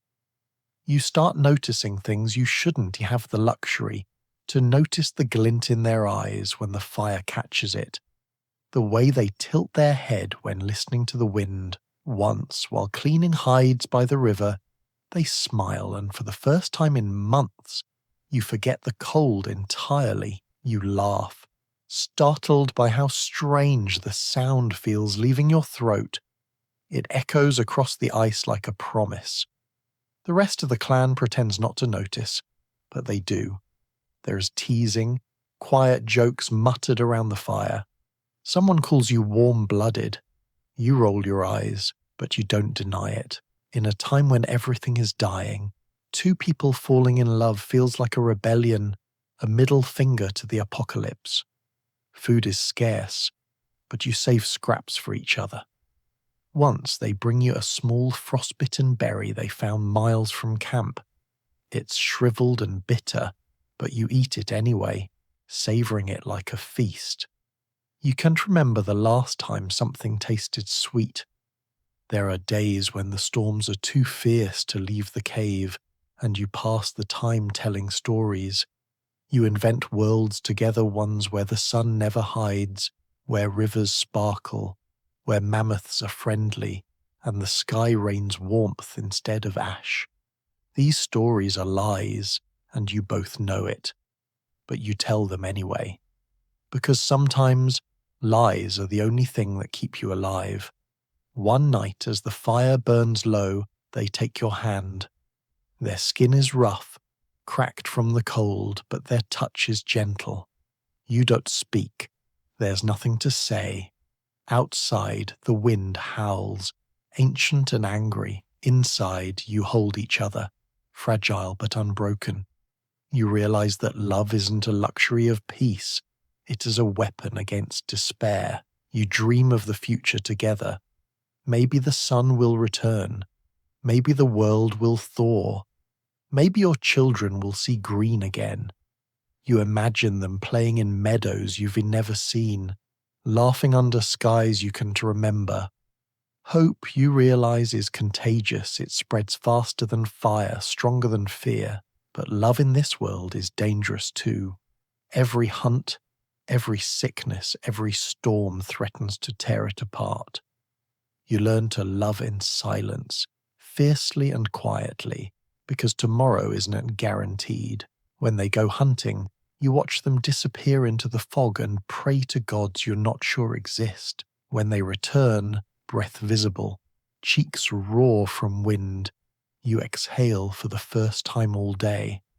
The night they get hurt, just a gash on the leg, but deep you tear your furs to make a bandage. You stay awake for hours, pressing your hand against the wound, whispering nonsense as if words could heal. When their eyes flutter open, you realize something terrible and beautiful. If they die, part of you goes with them. Weeks later, when they stand again, limping but alive, you hold them longer than necessary. The others look away, giving you the rarest gift in this cold age: privacy. In the morning, you both step outside the cave. The world is still grey, still cruel, but the frost on the ground glitters faintly. For once, it almost looks like light. They take your hand, and together you walk into the endless white. No songs, no vows, no witnesses, just two people who found warmth in a dying world. Against all odds, against reason itself, love has survived the ice. And somehow, that feels like proof that humanity will too. A few children still laugh. Their giggles echo in the cold like tiny rebellions. They play with bones and pebbles, pretending they were toys. You realize humanity's real survival strategy isn't a hunting or fire. It's hope, small, stubborn, and weirdly cheerful. They shouldn't have energy left for laughter, but somehow they do. In a world painted in shades of grey, they are the only spots of colour. Their bare feet patter across the ash-crusted ground as they chase one another through the ruins of what used to be forests. You watch them from the entrance of the cave, a faint smile tugging at your face, something you thought you had forgotten how to do. One girl drags a stick through the dirt, drawing lines that might be rivers, or maybe just shapes she's seen in dreams. Another boy balances a skull on his head and declares himself chief of the ashes. The others bow, then dissolve into giggles so wild it almost sounds like birdsong. For a fleeting moment you swear the world sounds alive again. Their games are strange but ingenious. A rib bone becomes a flute, a piece of mammoth hide a cape. They mimic the adults hunting, cooking, even pretending to argue over imaginary food. Their play is a mirror of life, stripped of despair and remade into something almost joyful. Where you see survival, they see adventure. Where you see danger, they see discovery. Every generation has to grow up. These children are sprinting through childhood like it is melting in their hands. They learn fast. How to light a fire with frozen fingers. How to read the sky as moods. How to spot animal tracks before they vanish under snow. There's no time for innocence here, but somehow they carry pieces of it anyway, tucked away behind their soot-streaked smiles. The adults try to shield them from the worst of it, but the world doesn't care about good intentions. When food runs low, even the youngest know. They've learned to count rations, to ration laughter, to hide tears when the old ones die. Yet every night they still beg for stories before sleep. Not about hunting or hardship, but about the world before. You tell them tales you barely believe yourself of warm rains and green forests, of herds that stretched farther than the eye could see. You describe thunder that wasn't from volcanoes and stars that were drowned in ash. They listen with wide eyes, their faces glowing in the firelight, believing in a world they've never seen. It is enough to make you believe again too. Sometimes, when the storms rage outside, they paint with ash. Little handprints cover the cave walls, layered over the faded outlines left by those long gone. You realize they're marking time in the only way they can prove that they were here, that they existed, that laughter once echoed even through disaster. The cave becomes a gallery of stubbornness. One day, one of the children brings you a pebble, smooth, round, oddly shiny. A sun, she says, holding it up. For when the real one forgets, you take it from her and something inside you cracks open. It is so simple, so absurdly hopeful, that you have to turn away before she sees your eyes blur. The next morning, you find the children building something outside a tower of stones, small but deliberate. They call it their new home for the light. Every time the wind knocks it down, they rebuild it. Laughing harder each time, you watch, torn between awe and heartbreak. Maybe that's what hope really is, not believing things will get better, but building anyway.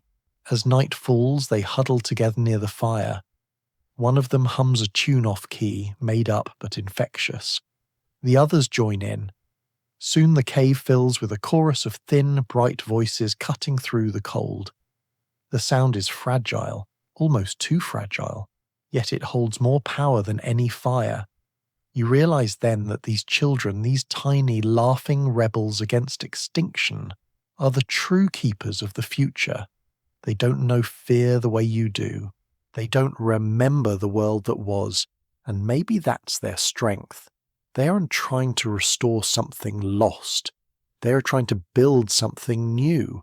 You look at them, faces glowing in the firelight, ash in their hair, joy in their eyes, and you understand. Humanity's survival was never about strength or intelligence. It was about this. The ability to laugh in the ruins, to find games in the dirt, to make a new sun out of stones. Somewhere outside, the wind howls again, carrying ash across the land. But inside the cave, the children laugh louder. And for the first time in a long time, you let yourself believe that maybe, just maybe, the world will laugh again too. The decision comes: move or die. You join a migration south, chasing warmth that keeps retreating. Days blur into an endless grey march. You trudge across volcanic deserts and frozen plains, each step a bet that somewhere life is easier. No one speaks much. The wind steals words before they can form. The air tastes of ash and regret, and your breath crystallizes with every exhale. Around you, dozens of figures move in a line that stretches beyond sight, a ragged caravan of hope and exhaustion. You have become part of something ancient. Humanity on the move. Again, not for conquest, not for curiosity, but because standing still means death. The ground crunches beneath your wrapped feet, layers of hide tied with sinew. You stopped feeling your toes a long time ago. The sky's a smear of dull grey, the sun just a memory hiding somewhere above the ash clouds. You try not to think about how far south is. No one knows. The plan, such as it is, boils down to keep walking until things stop trying to kill us. Each day begins the same way. The slow rise from half sleep. The creak of stiff joints. The low murmur of others stirring in the cold. Fires are lit just long enough to thaw fingers, then stamped out. You walk until your legs stop responding, then you rest. There is no sense of time, just light and dark, hunger and not hunger, alive and not alive. Children ride on shoulders or cling to fur cloaks, their faces wrapped against the wind. The elders are carried on makeshift sleds until they can TB anymore. When one falls behind, the group slows, then stops, then doesn't. Grief has become a luxury. The only prayer left is forward motion. Sometimes, in the evenings, the wind quiets just enough for you to hear the earth groan beneath the frost.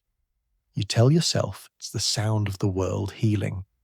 You don't really believe it, but it helps. Around the fire, someone hums an old tune, no words, just sound. It spreads through the group like a heartbeat. For a few minutes, you remember you're not just walking bones wrapped in hide, you're part of a species that refuses to quit. The landscape changes, but not for the better. Once green plains are now sheets of grey ice. Forests stand black and skeletal, branches clawing at the sky. Sometimes you pass the bones of animals, sometimes people. You don't stop to look anymore. You can see. The living are heavy enough. The cold becomes a character of its own, relentless, invisible, intimate. It slides into your lungs and gnaws at your bones. The fire inside you, that stubborn spark of human endurance, feels smaller every day. But then, something happens. A bird's cry. High, thin, unmistakable. You freeze. Everyone does. The first living sound from the sky in months. You look up, searching through the haze, and catch the faint outline of wings. South. Always south. There are moments of small mercy. A patch of ice melts into drinkable water. A herd of half-starved reindeer crosses your path. Someone finds edible roots under a layer of ash. You feast like royalty, laugh like fools, and for a few hours remember what it means to feel human again. The next morning, the wind howls, and the march continues. The nights are the hardest. The stars, when they appear, are faint, ghostly pinpricks of light, reminders of a universe still burning somewhere far above your ruined world. You lie awake, wrapped in fur and fatigue, and wonder if anyone will remember this journey, this endless migration through the ashes. Maybe that is what survival really is, not just staying alive, but making sure someone someday knows you tried. When the ground finally softens underfoot, you hardly notice at first. The air smells different, less like smoke, more like damp earth. Someone ahead stumbles and laughs. You follow their gaze and see it. A patch of green. Tiny, trembling shoots pushing through the grey. It's not much, barely the size of your hand, but it's alive. The group gathers around it like worshippers. No one speaks. You all just stand there breathing, as if afraid to scare it away. You keep moving after that, but something has changed. The steps come easier. The air feels lighter. Maybe the warmth isn't running from you anymore. Maybe you're catching up. At night, as the fire crackles and the wind dies down, you look at the faces around you, hollowed by hunger, marked by frost, but still burning with something fierce. The world tried to erase you, and you're still here. You realize the long walk south isn't just about finding warmth, it's about proving that humanity doesn't give up, even when the planet itself does. Tomorrow, you'll wake and walk again. Your legs will ache, your lungs will sting, and you'll wonder if it's worth it. Then you'll see those fragile green shoots again, stubbornly alive in a sea of ash, and you'll remember why you started walking in the first place. Because as long as you keep moving, there's still hope, step after frozen step, heartbeat after heartbeat, carving a trail through the end of the world. When you stop to rest, someone always stays awake to guard the fire. You volunteer tonight. The stars are gone, but you stare upward anyway, hoping the sky remembers you. The darkness hums, ancient and uncaring. You add another log. You're still here. The fire is small, a flicker of orange in an ocean of black. Around you, the others sleep in a tangled heap of furs and quiet breathing, faces hollowed by exhaustion, but softened by rest. The air smells like smoke and damp earth, the kind of cold that seeps through skin and into bone. You pull your cloak tighter and listen. Out here, silence isn't empty, it's alive. It breathes, creaks, shifts. Every gust of wind sounds like a whisper. Every crack in the ice makes your heart lurch. You poke the fire again, just to hear the hiss. Sparks leap upward, briefly pretending to be stars before dying against the dark. You watch them go and wonder if the real stars are still out there, hidden behind the shroud of volcanic ash. You imagine they are patient, waiting for the world to remember how to shine. Your watch is part sentry, part meditation. The rhythm of survival has its own rituals. Keep the fire alive, keep the wolves away, keep your people breathing. It's simple, almost sacred. You've learned that light isn't just warmth, it's a promise. Every flame you feed says not yet to the darkness, not yet to extinction. The night stretches endlessly. You can tell how long it has been. Time has lost all structure here. The moon hasn't shown itself in months. Your only clock is the fire's hunger. When it grows low, you feed it. When it flares too high, you tame it. It's like caring for a heartbeat. Lose it, and you lose everything. Somewhere in the distance, a shape moves. You freeze, eyes straining. A trick of the wind, maybe, or a shadow that doesn't belong. You grip your spear tighter, heart pounding in your throat. The darkness stares back. For a long moment, you and the unknown measure each other. Then, with a faint rustle, it fades away. The fire cracks louder, as if to reassure you. You exhale. The night gives nothing, takes nothing, just watches. You glance over at the others. One of the children murmurs in their sleep, clutching a scrap of fur like a talisman. You smile despite yourself. They don't know how close the world has come to ending. Maybe that's good. Maybe the world keeps turning because someone somewhere keeps sleeping without fear. You turn your gaze back to the fire and feel the weight of everything pressing down. The cold, the hunger, the grief. But beneath it all, there is something harder to name, something like awe. You are alive in a world that should be dead. You are witness to both its ending and its persistence. There's beauty in that, in a grim, stubborn kind of way. You remember when nights used to be full of sound crickets, wind in trees, the soft chatter of people who weren't afraid. Now there's only this hush, yet somehow the quiet feels earned, like the world is holding its breath. Maybe tomorrow the sky will clear. Maybe the sun will fight its way through the ash. You allow yourself to imagine it, light spilling over frozen ground, warmth touching your face again. The thought is so powerful it hurts. You look down at your hands, raw and scarred from a lifetime of cold. You flex them, feeling the roughness of survival. Everything hurts now: movement, memory, even hope. But the pain is proof that you're still tethered to life. You feed the fire one more piece of wood, watching it catch and flare. The glow paints your skin gold, makes you look almost human again. The hours creep by. The world is a hush of breath and ember light. You think about the ancestors who watched over fires just like this one, hundreds of generations ago, before history, before words. You wonder if they felt this same mix of fear and wonder, if they too looked into the flames and saw not just warmth, but meaning. Fire isn't just survival, it's memory made visible. When the first faint light begins to bleed into the horizon, not sunrise, not yet, but a thinning of the dark, you feel it before you see it. The others stir. You stand, stretching stiff limbs, watching the sky try to remember its color.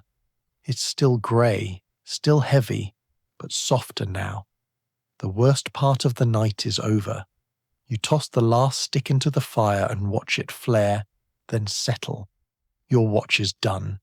You survived another night, another small victory in a war with no end. You breathe out, a cloud of mist that fades into the cold morning air.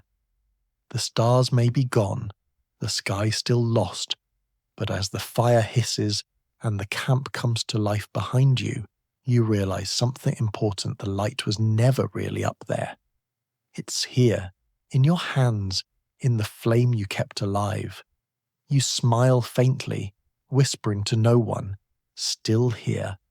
Then you turn, pick up your spear, and walk toward the grey dawn.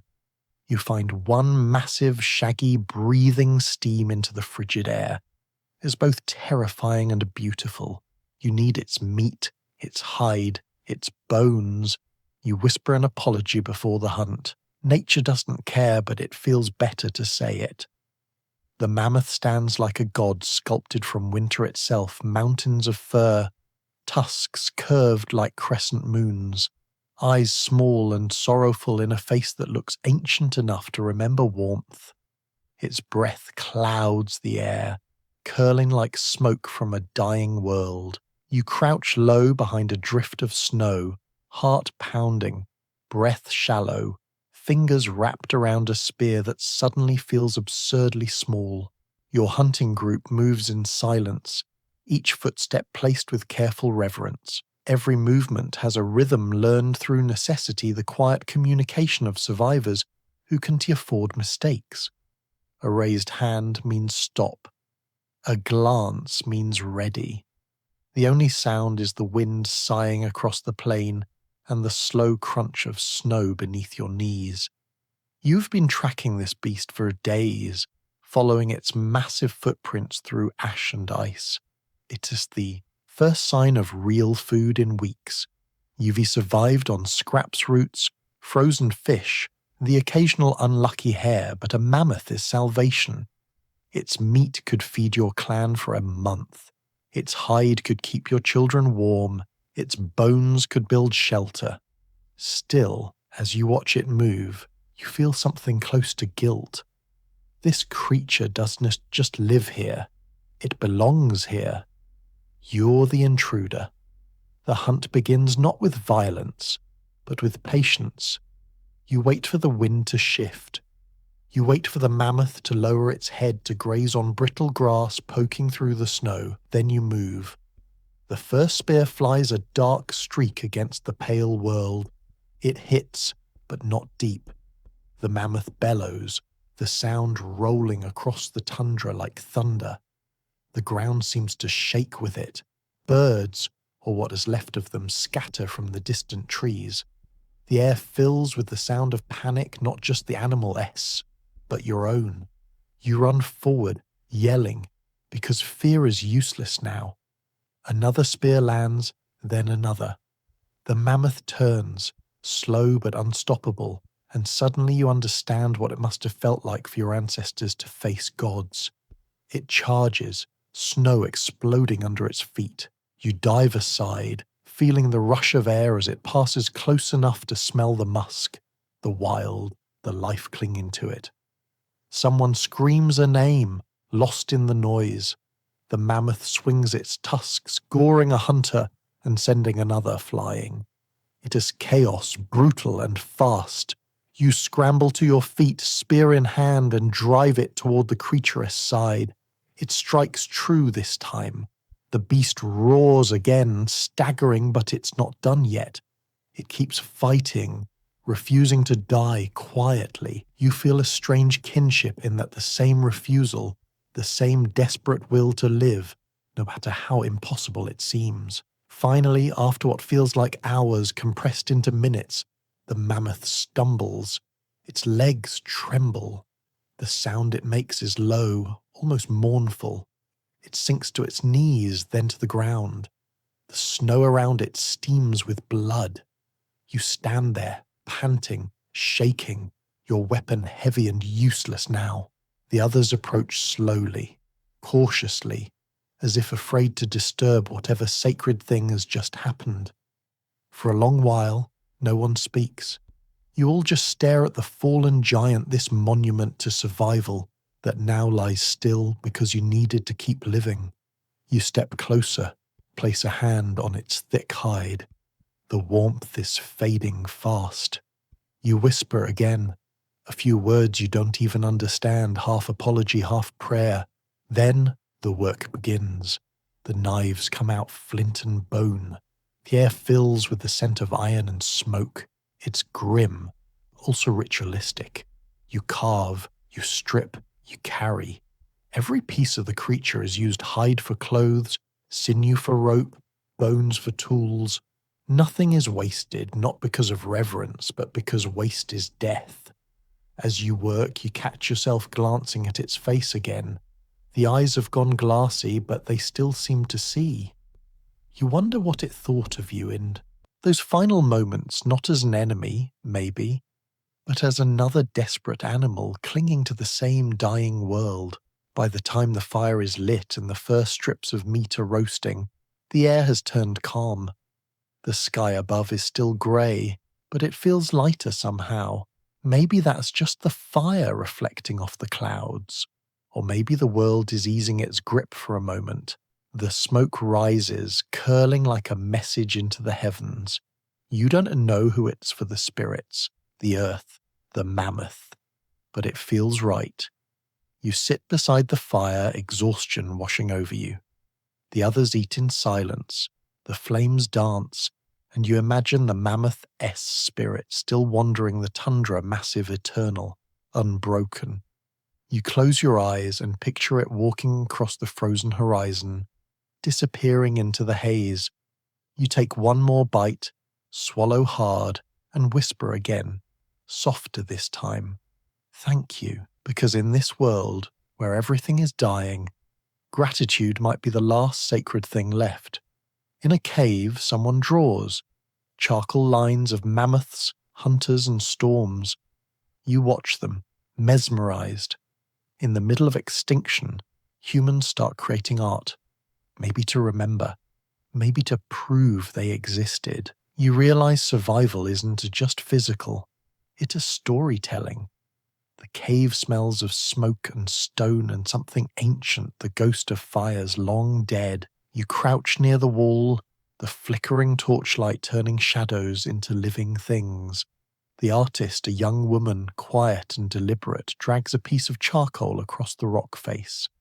The line curves, sharpens, becomes a tusk, a leg, a whole creature born from soot and imagination. Her hands are black with ash, her breath steady. Outside, the world is frozen, silent. But in here, something is alive. You've seen people kill, starve, freeze, and endure, but this is different. This is defiance. Every stroke she makes says, "We are still here." The others watch too, huddled together for warmth.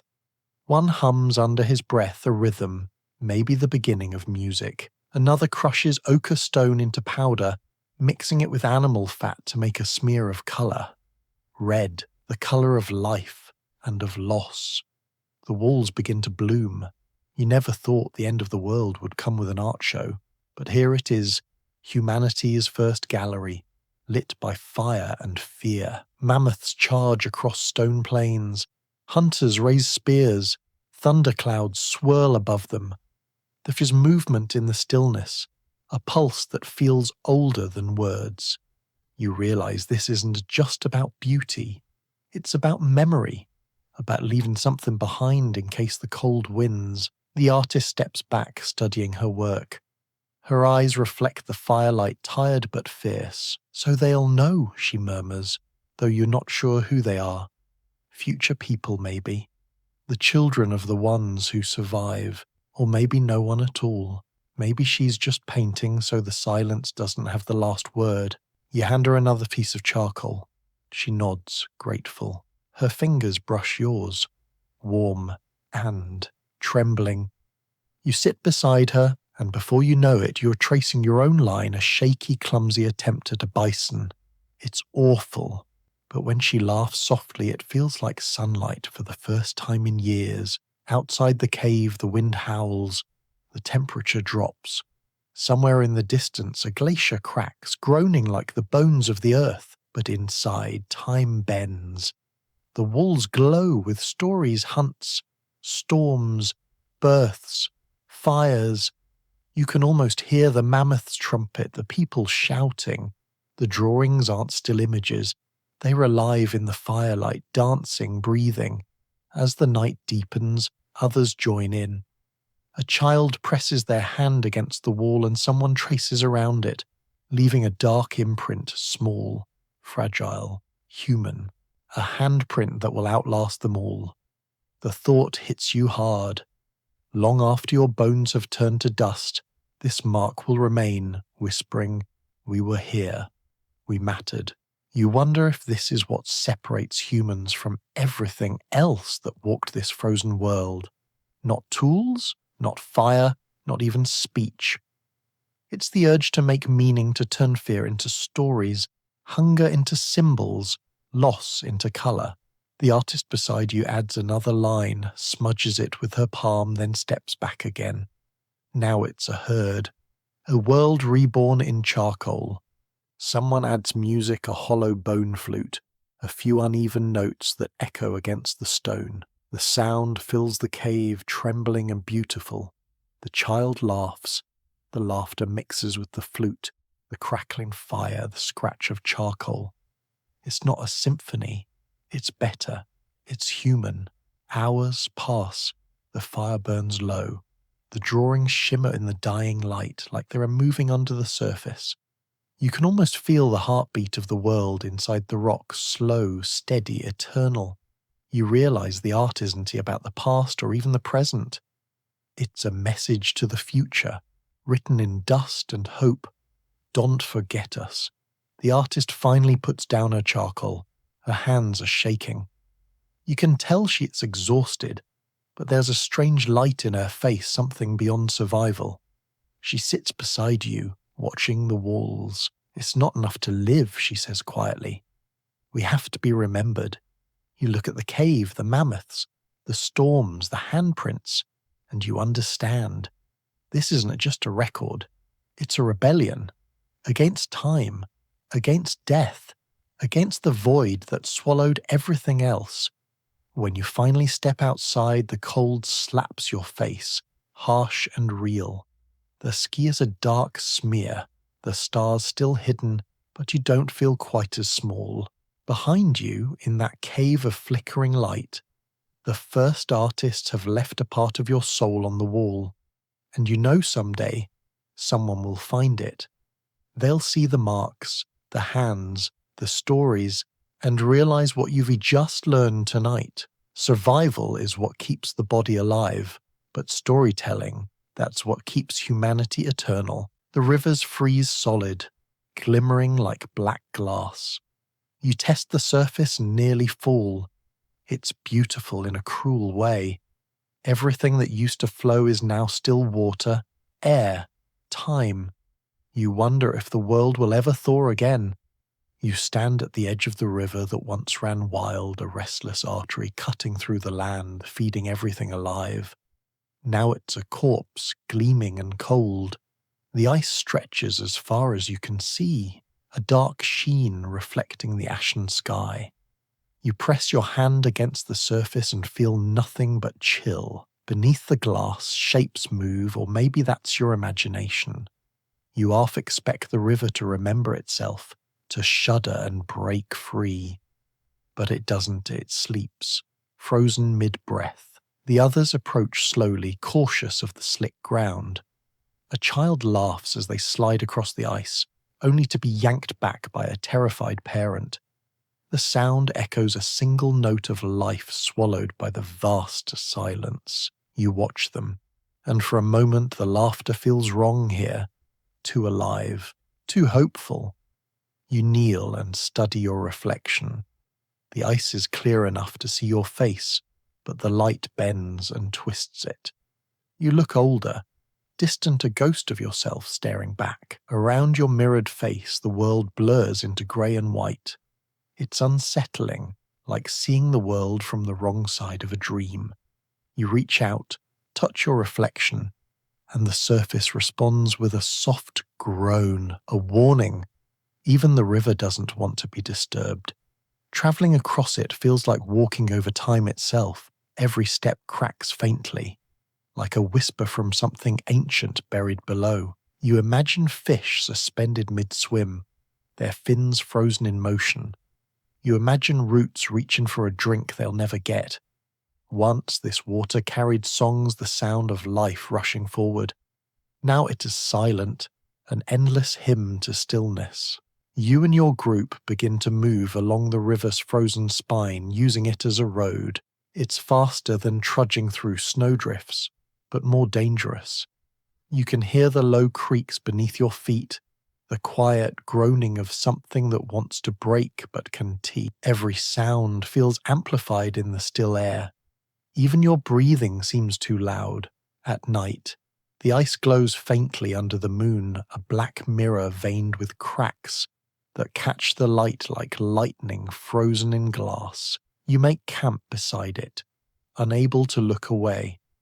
The reflection of your fire trembles on the surface, doubling the world. Two camps, two sets of survivors, both clinging to warmth on opposite sides of reality.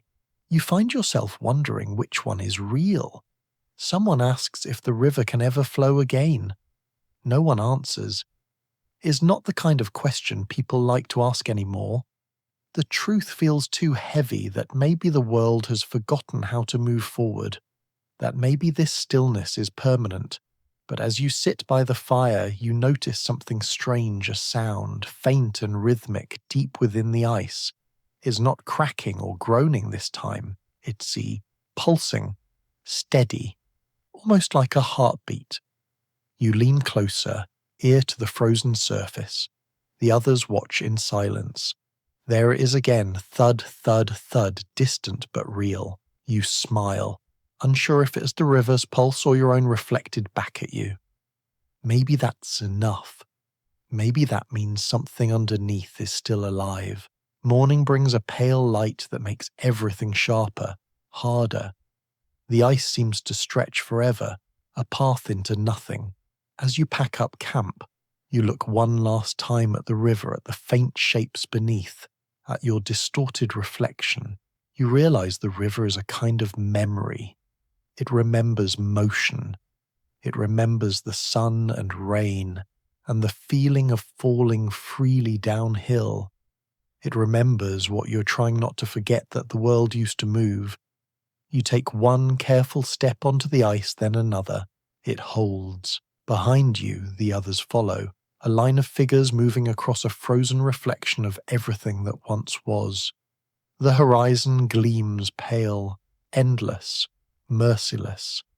As you walk, you glance down and catch your reflection again, multiplied by cracks and ripples, scattered into pieces. It feels like looking at the fragments of all the lives the ice has claimed, and maybe your own among them. But when you blink, something in the light shifts.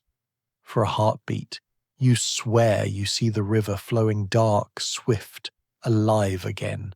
It's gone in an instant, but it leaves a warmth in your chest that the cold can touch. Maybe the rivers will thaw, maybe they won't.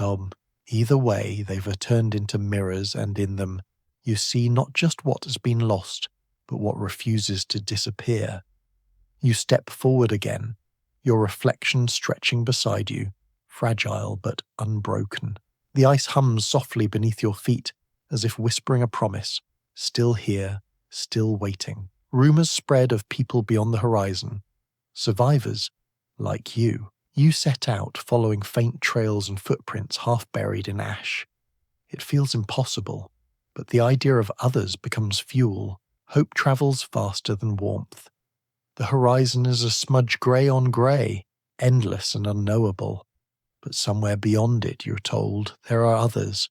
People who made it through the long freeze, who built fires big enough to be seen from miles away. You've never seen those fires yourself, only the faint traces they might have left, burnt sticks. A single footprint, the shape of something that might have been a camp, but that is enough. You pack your tools, wrap yourself in furs, and follow the trail that feels more like a rumor than a road. The world you move through no longer feels alive. The ground crunches with frost and ash, every step kicking up ghosts of old smoke. Trees stand like black skeletons, their branches brittle as bones. Once rivers and grasslands cut through this land. Now it's a wasteland of grey, shifting fog and silence that presses on your chest. You walk through it anyway, one step at a time, because the idea of someone else out there is too heavy to let go. Each day starts the same: a faint light, a colder wind, and the crunch of frost underfoot. Sometimes you think you see figures ahead, shapes moving through the haze. You call out, your voice raw from the cold. The sound echoes but brings no reply. You keep walking. The footprints you follow fade and reappear, a breadcrumb trail made of uncertainty. By the third day, the cold is biting through every layer of hide. You start to name the smoke columns you see in the distance: the ghost fire, the mountain fire, the liar fire. Most of them turn out to be nothing but tricks of light, mist rising from cracks in the earth. Once you find the remains of a camp, a ring of stones, still faintly blackened, and bones picked clean by scavengers. You squat beside it, running your fingers over the stones. They are cold, but your mind fills them with warmth anyway. You imagine the people who might have sat there. Did they talk? Did they sing? Did they believe someone else was following them? You whisper a greeting to the air, a quiet hello meant for no one and everyone. Then you move on. At night, the wind shifts and carries a smell faint but unmistakable. Smoke. Real smoke, not ash or frost. You freeze, every sense sharpening. Somewhere, someone has made fire. The thought lights something deep in your chest, a small defiant spark. You start walking faster, then running. You crest a ridge and see it, a column of grey twisting into the sky, barely visible against the clouds. You stumble down the slope, your heart hammering. The ground is slick, uneven, but you don't stop. You reach the source as the light fades, and there it is, a fire, real and flickering, surrounded by shapes moving in the dark. You call out again, louder this time. The figures freeze. Then one steps forward, wrapped in fur, face hidden, spear in hand. You raise your palms, words tumbling out. You're not a threat. You've been walking for days. You just want to share the warmth. There's a pause, long enough to make you fear it is over before it begins. Then slowly the spear lowers. They gesture for you to come closer. You do, trembling, cautious, awed. The firelight hits their faces, 3 of them, eyes hollow but alive. One smiles, barely. You sink to your knees beside the fire, feeling the heat bite at your skin. It's too much, too sudden, and you almost cry. No one speaks for a long time. The fire does the talking, popping, crackling, sending sparks into the air like fireflies. You study their camp. Simple, efficient. The work of people who know how to survive. One of them passes you a scrap of cooked meat. You nod, take it, and chew in silence. It's the first warm thing you've tasted in weeks.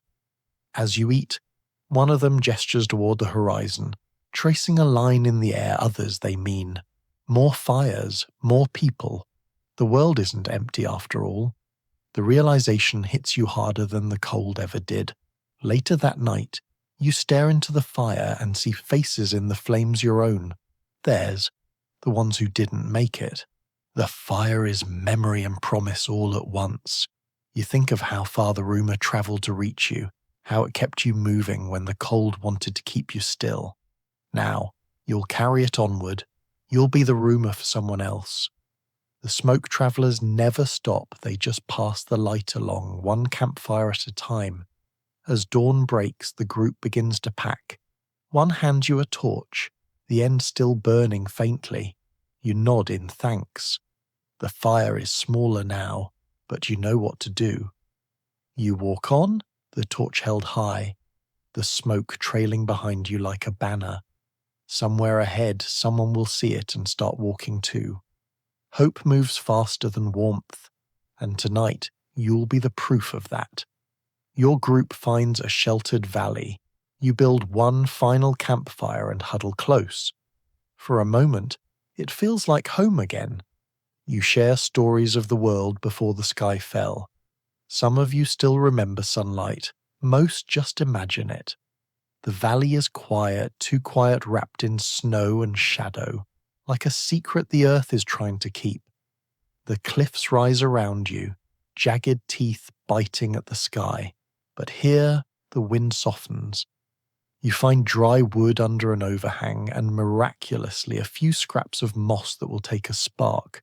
When the fire catches, it's almost shocking color, returning to a world that has forgotten what warmth looks like. Orange light spills across your faces, making you look alive again. For a while, no one speaks. The flames dance in the hollow, crackling softly, and the sound feels sacred. You can see it in everyone's eyes, that quiet disbelief that something so small could still exist. You reach your hands toward the fire, palms trembling, and feel heat lick your skin. It hurts a little. You do not care. Then someone laughs, a small, broken sound that turns into something real. Another joins in. Before long, there's conversation again, halting at first, then flowing. You pass around what little food remains, strips of dried meat, roots boiled soft.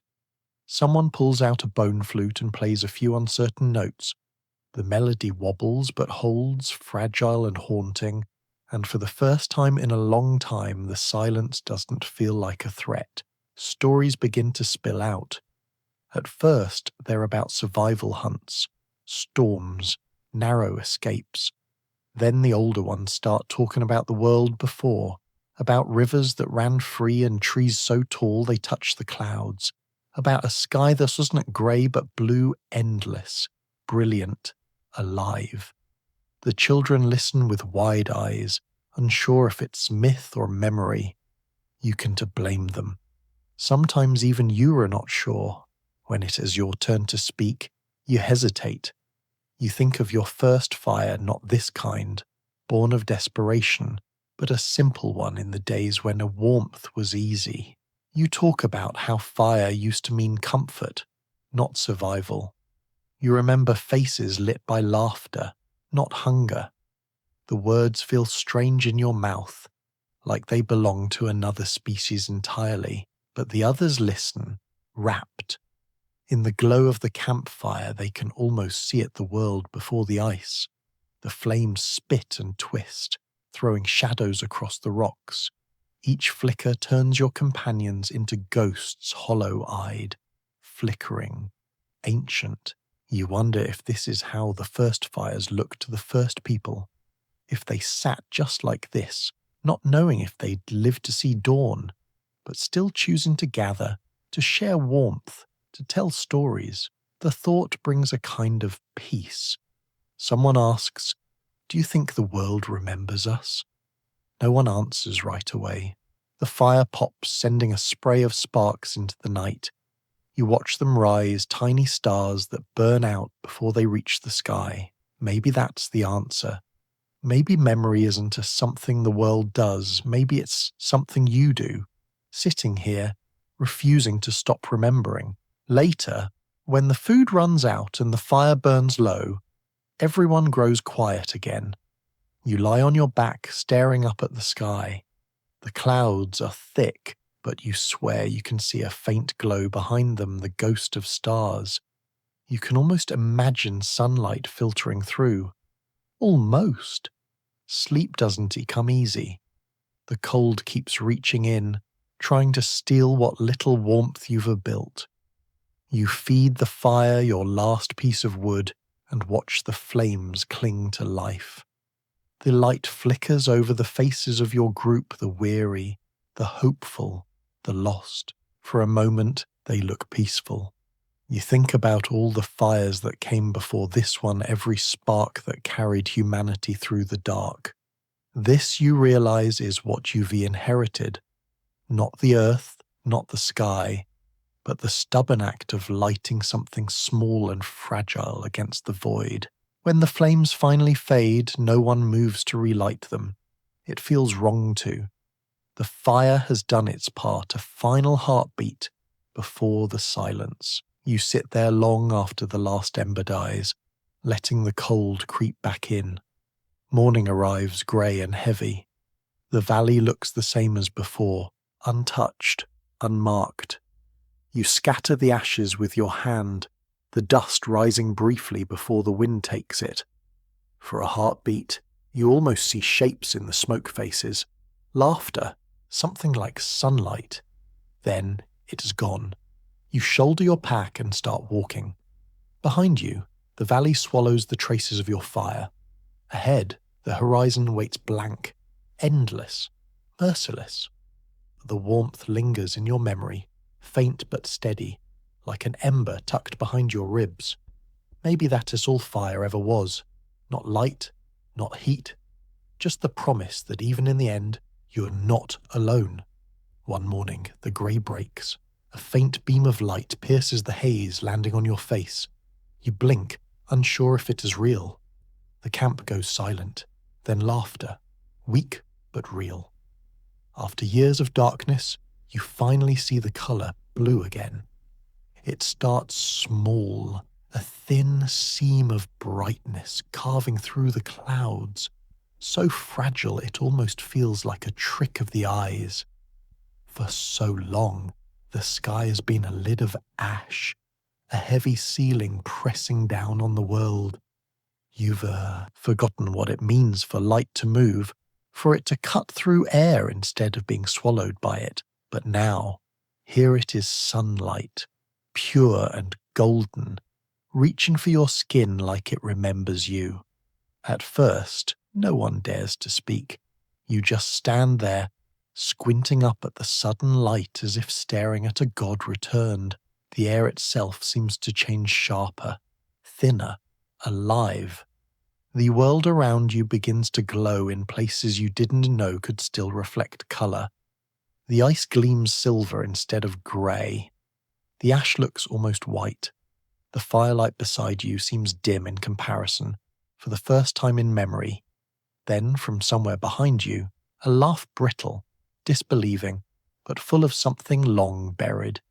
It spreads. One by one, your group begins to laugh too, the sound echoing off the valley walls.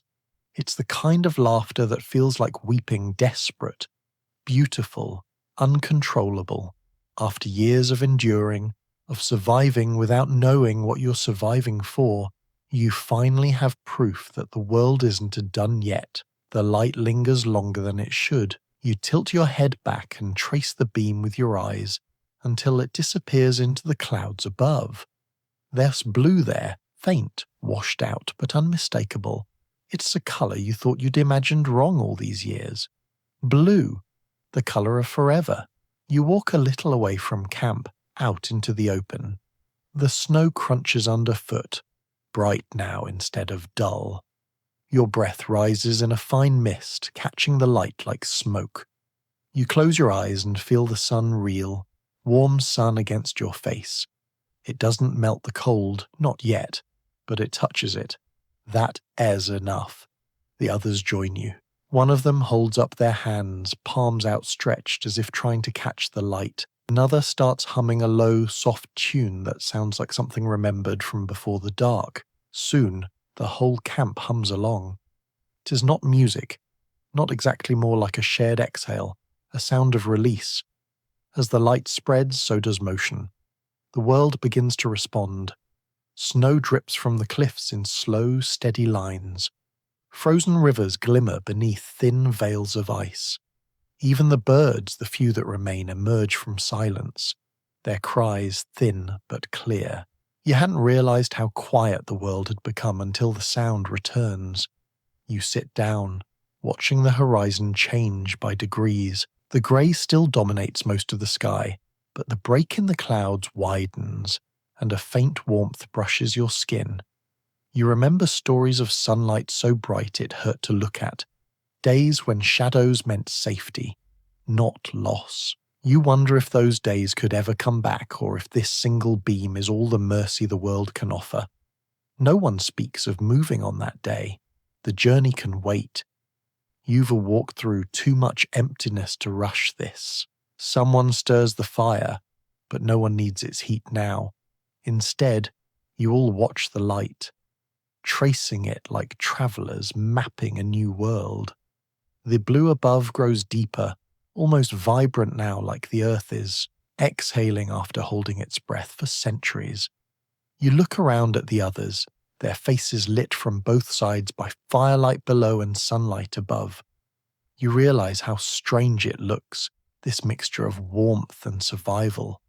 Fire kept you alive. Sunlight makes you remember why. When the light begins to fade again, the mood shifts, not to despair, but something quieter, reverence maybe. The grey closes back over the hole in the sky, sealing it like a wound. But it's too late. You've seen it. You know. That night no one speaks much. The fire burns low, but the mood is the same. Every face reflects the faint hope that the light might return.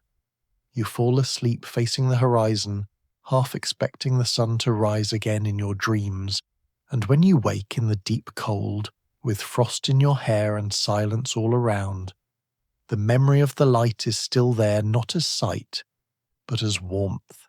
Somewhere inside, something has thawed. The next morning, when you begin to walk again, you find yourself glancing up often. The clouds look thinner now, the grey not quite as final. You know it might take years, maybe lifetimes, before the sky truly clears. But that one glimpse, that sliver of blue, is enough to remind you that the world doesn't end all at once. It just waits for someone to keep walking toward the light. And so you do. Months later, the first shoots of grass appear. Tiny, fragile, miraculous. You kneel, touch them like relics. The air smells different, less like smoke, more like life. The world is healing, and so are you. It happens quietly, almost shyly. You are walking the same path you've trudged for months, the same cracked earth, the same endless palette of grey and brown when you notice something new. A hint of colour, so faint you almost miss it. You stop. There, poking through the cold, black soil, is a single blade of green. Just one, but it's alive, Against all reason, all ruin, it lives. You kneel beside it, afraid even your breath might crush it. The tiny shoot trembles in the wind, impossibly soft against a world still raw with ice and ash. You reach out, gloved hands shaking, and brush it with your fingertips. It bends, then springs back, resilient, defiant. You whisper a word you haven't used in a long time, beautiful. The others gather slowly, drawn by your stillness. No one speaks at first. You all just stare, a ring of weary survivors orbiting a single miracle. Someone laughs quiet, reverent, and says it looks like hope. Another disagrees. It is hope. You don't argue. For once, the word doesn't feel too heavy to say. In the days that follow, you start seeing it everywhere. Little patches, faint at first, then growing bolder. Grass sneaking through the cracks. Moss crawling up stone. A whisper of colour on the edges of what was once ruin. Each time you find a new sprout, it feels like rediscovering language, as if the earth is speaking again, one syllable at a time. The air smells different now. Less of burnt things, more of wet soil and thawing water. The wind carries a sweetness you'd forgotten, not quite flowers, not yet, but the promise of them. You start breathing deeper, just to taste it. For the first time in years, the world doesn't feel sterile. It feels awake. One evening you walk out past the valley where your camp once stood. The sun real, visible sun dips low on the horizon, and for the first time its light catches on something soft and moving. A field. Not big, not lush, but green. A scattered patchwork of life clinging to the bones of the old world. You wade into it slowly, your boots brushing against the shoots. They bend and sway, whispering against the fabric like they are welcoming you home. You sit down and pull off your gloves. The earth is damp and cool under your fingers. You dig them into the soil, feeling the grit, the pulse, the quiet strength of it. Once, this was taken for granted, the texture of living ground, the smell of growing things. Now it feels sacred. You close your eyes and let the breeze wash over you, carrying the scent of something ancient and new all at once. As the days warm, more life returns. You see insects clumsy, uncertain, as if they too are relearning what to do. Tiny birds appear, tracing cautious arcs across the sky. Their calls sound tentative, but they fill the air with a music you hadn't realized you'd been missing. Even the rivers, once locked in ice, begin to murmur again, their surfaces glinting like mirrors. Around the campfire one night, someone says it outright. We made it through. No one cheers. There is no celebration, just a quiet, shared understanding. You've been so focused on surviving that you never imagined what comes after. And now that it is here, it feels fragile like the grass itself, small and miraculous. You tend to it gently, in silence. You begin to plant. Not much, just a few seeds scavenged from old tins, traded stories, remembered rituals. You press them into the soil and cover them with your hands. It's an act of faith, absurd and holy. You don't know if they'll grow. You do it anyway. Weeks later they sprout. By then your hands are cracked and scarred, but they've never felt more like your own. Each shoot that breaks through the soil feels like a promise kept not by gods, not by fate, but by persistence. You look at the others, their faces lit by firelight and sunrise, and see something returning there too. Colour, warmth, life. You find yourself smiling for no reason. The ground beneath you hums softly, and in that moment you realize what this really means. The world isn't starting over, it is remembering itself, and so are you. You fall asleep in the grass that night, the smell of earth thick around you, the sound of the wind threading through the blades like a lullaby. For the first time in forever, you don't dream of loss, you dream of green. By the next generation, the eruption becomes myth. The old ones describe the time the sun vanished. You listen, half believing. Around the fire, humanity begins its oldest ritual, turning suffering into stories. The fire crackles in the dark, painting every face in flickering amber. The elders sit closest to it, their silhouettes sharp and still, their voices soft but certain. You've heard their stories before hundreds of times, but tonight they sound different. Maybe it's as the wind. Maybe it is the way the stars have finally begun to return, faint and shy, like they were eavesdropping. Or maybe it's because you're old enough now to understand that the stories aren't just about what happened, they were about why you were still here. They talk of the ash years, how the sky turned to stone and the air to poison, how rivers froze and mammoths fell, how the world for a while forgot colour. They speak of people who vanished into the grey, and others who endured by sheer stubbornness. Every detail shifts slightly from teller to teller, but the bones of it stay the same. The sun disappeared, the world almost died, and somehow, against all odds, they didn't. You glance at the children, their faces round and wide-eyed in the firelight.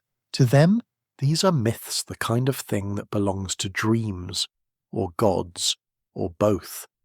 They don't know the weight of ash on their lungs, the taste of hunger that never goes away. They giggle when an elder describes the endless winter, the kind where daylight never came. They can't imagine it, and that's how you know the world is healing. The elders embellish, of course. The volcano becomes a mountain of fire, its heart angry at humankind. The darkness lasts for generations instead of years. The survivors grow wings or gills or the ability to speak to animals. No one corrects them. Myths are more than truth, they memory with muscle. They keep the story alive long after facts would fade. You add your own stories sometimes. You tell them about the first time you saw green again, the grass pushing through the ash, defiant and trembling. You tell them about the day the sky opened, how light felt like forgiveness. When you speak, they listen the way you once did, half believing, half wondering if they were supposed to. Someone else begins to sing. It's an old song, older than the eruption, carried down through scraps of melody and broken recollection. The words have changed, the meaning half lost, but it still fits. The children join in, their voices high and uneven. The fire pops in rhythm, sparks leaping into the air like punctuation marks. You realize that the telling, the singing, the remembering is survival now. The body needs food, the spirit needs stories, the fire burns low, but no one moves to sleep. Instead, new tales begin, ones the children invent. They imagine heroes who wrestled the darkness and made the sun return. They draw monsters in the dirt, smoke beasts, frost serpents, rivers that speak. The adults laugh, but not unkindly. These are the next stories, the next myths, less about pain, more about wonder. The world is remaking itself, and so are the people. At some point, one of the elders leans close to you and whispers, "This is how we outlive the dark." You nod, because you finally understand. The stories don't erase what happened. They transform it. They take the ash, the loss, the hunger, and turn it into meaning, into something that can be carried forward without breaking you. Later, when the fire fades to embers, you stay awake and listen to the quiet. The forest breathes around you, leaves rustling, insect humming, life whispering in 1,000 small voices. You realize the world is telling its own story now, in the creak of branches, the ripple of water, the low sigh of wind through grass. It's been waiting for you to listen. In the morning, the children will repeat the stories they heard tonight, and by the time they grow old, those same stories will have changed again. The volcano will become a god, the survivors will become ancestors, and you maybe will become a name, half remembered, spoken with reverence, and that's all right. That's what stories are for. They're not about remembering perfectly. They are about remembering enough. Enough to keep the fire lit. Enough to keep walking. Enough to keep the world alive. You don't know it, but your descendants will inherit your stubbornness. Science will one day call it a genetic bottleneck. You just call it barely making it. Your bloodline, against all odds, continues eventually giving rise to someone listening to this story in bed 74,000 years later. You don't feel like the start of anything important. You're not a hero. You're just tired, cold, hungry and alive by the narrowest of margins. Every sunrise feels like a small surprise. Every meal, a negotiation with fate. You don't know that inside you, buried deep in the invisible spirals of your cells, is the map of the future. You just know your feet hurt, your fire is low, and the wind smells like change. The others in your band don't know either. You all think in days, not millennia. You think in hunger and warmth, and the next safe place to sleep. But survival has a strange way of echoing forward. Every stubborn step you take, every scraped knee, every impossible decision not to give up all of it becomes data written into the code of life.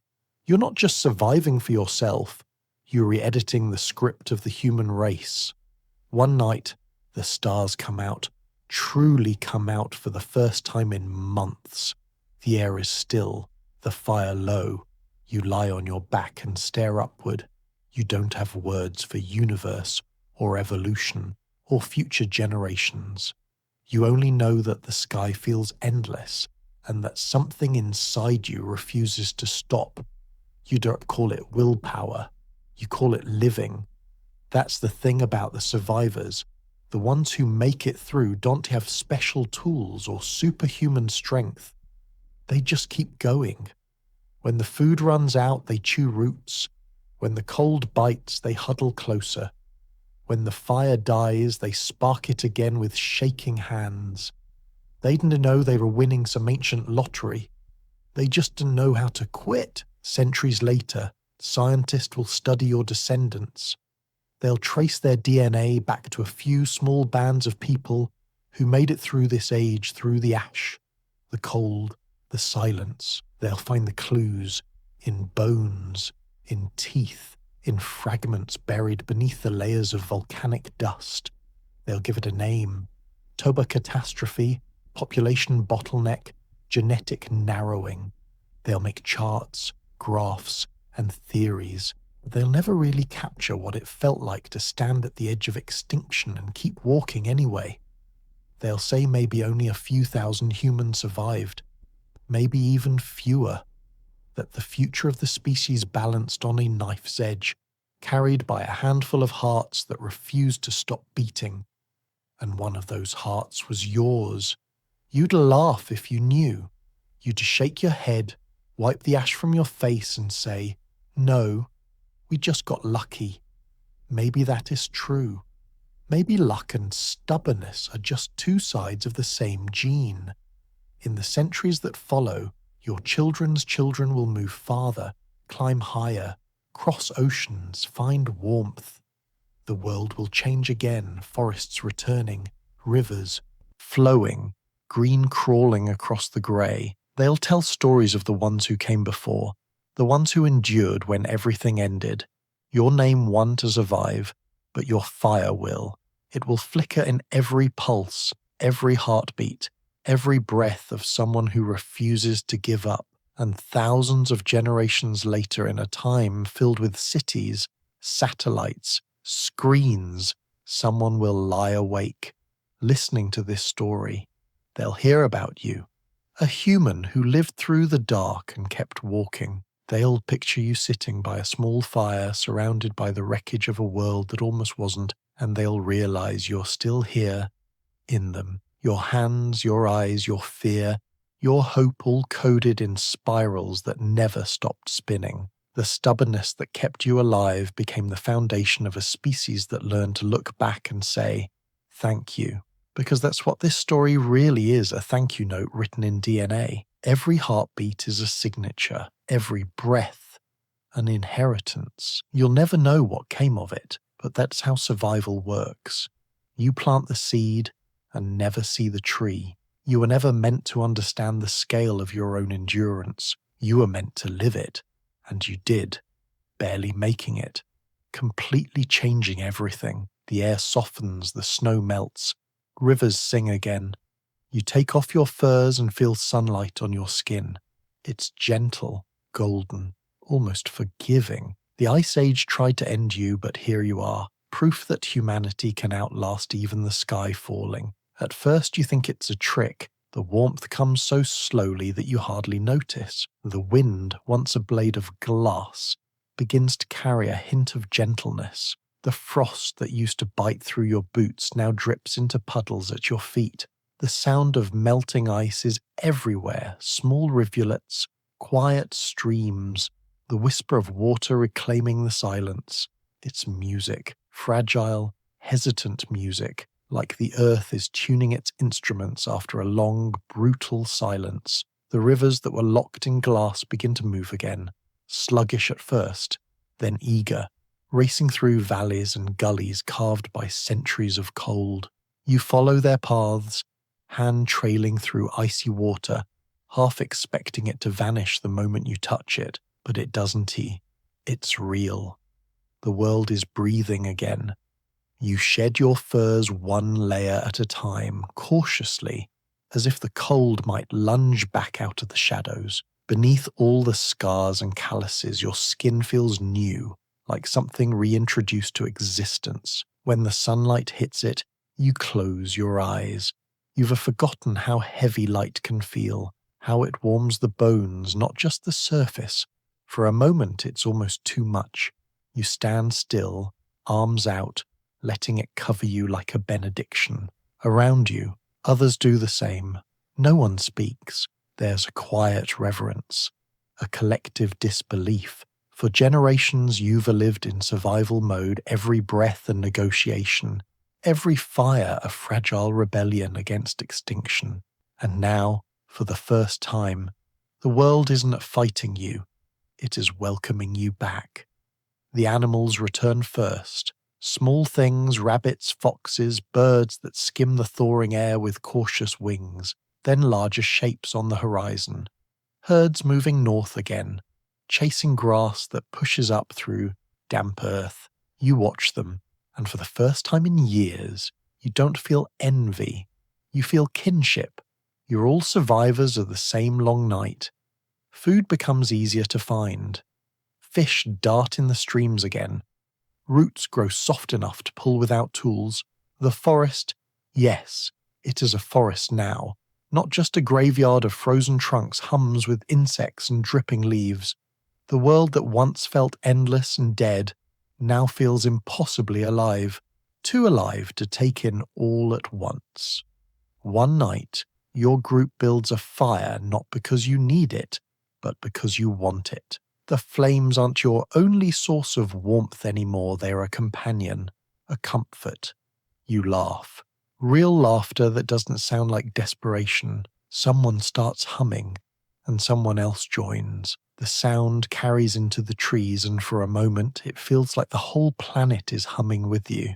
You think back to the years of ash, the endless grey skies, the days when you wondered if you were the last human left alive. You remember the silence, the hunger, the despair so deep it felt like gravity itself.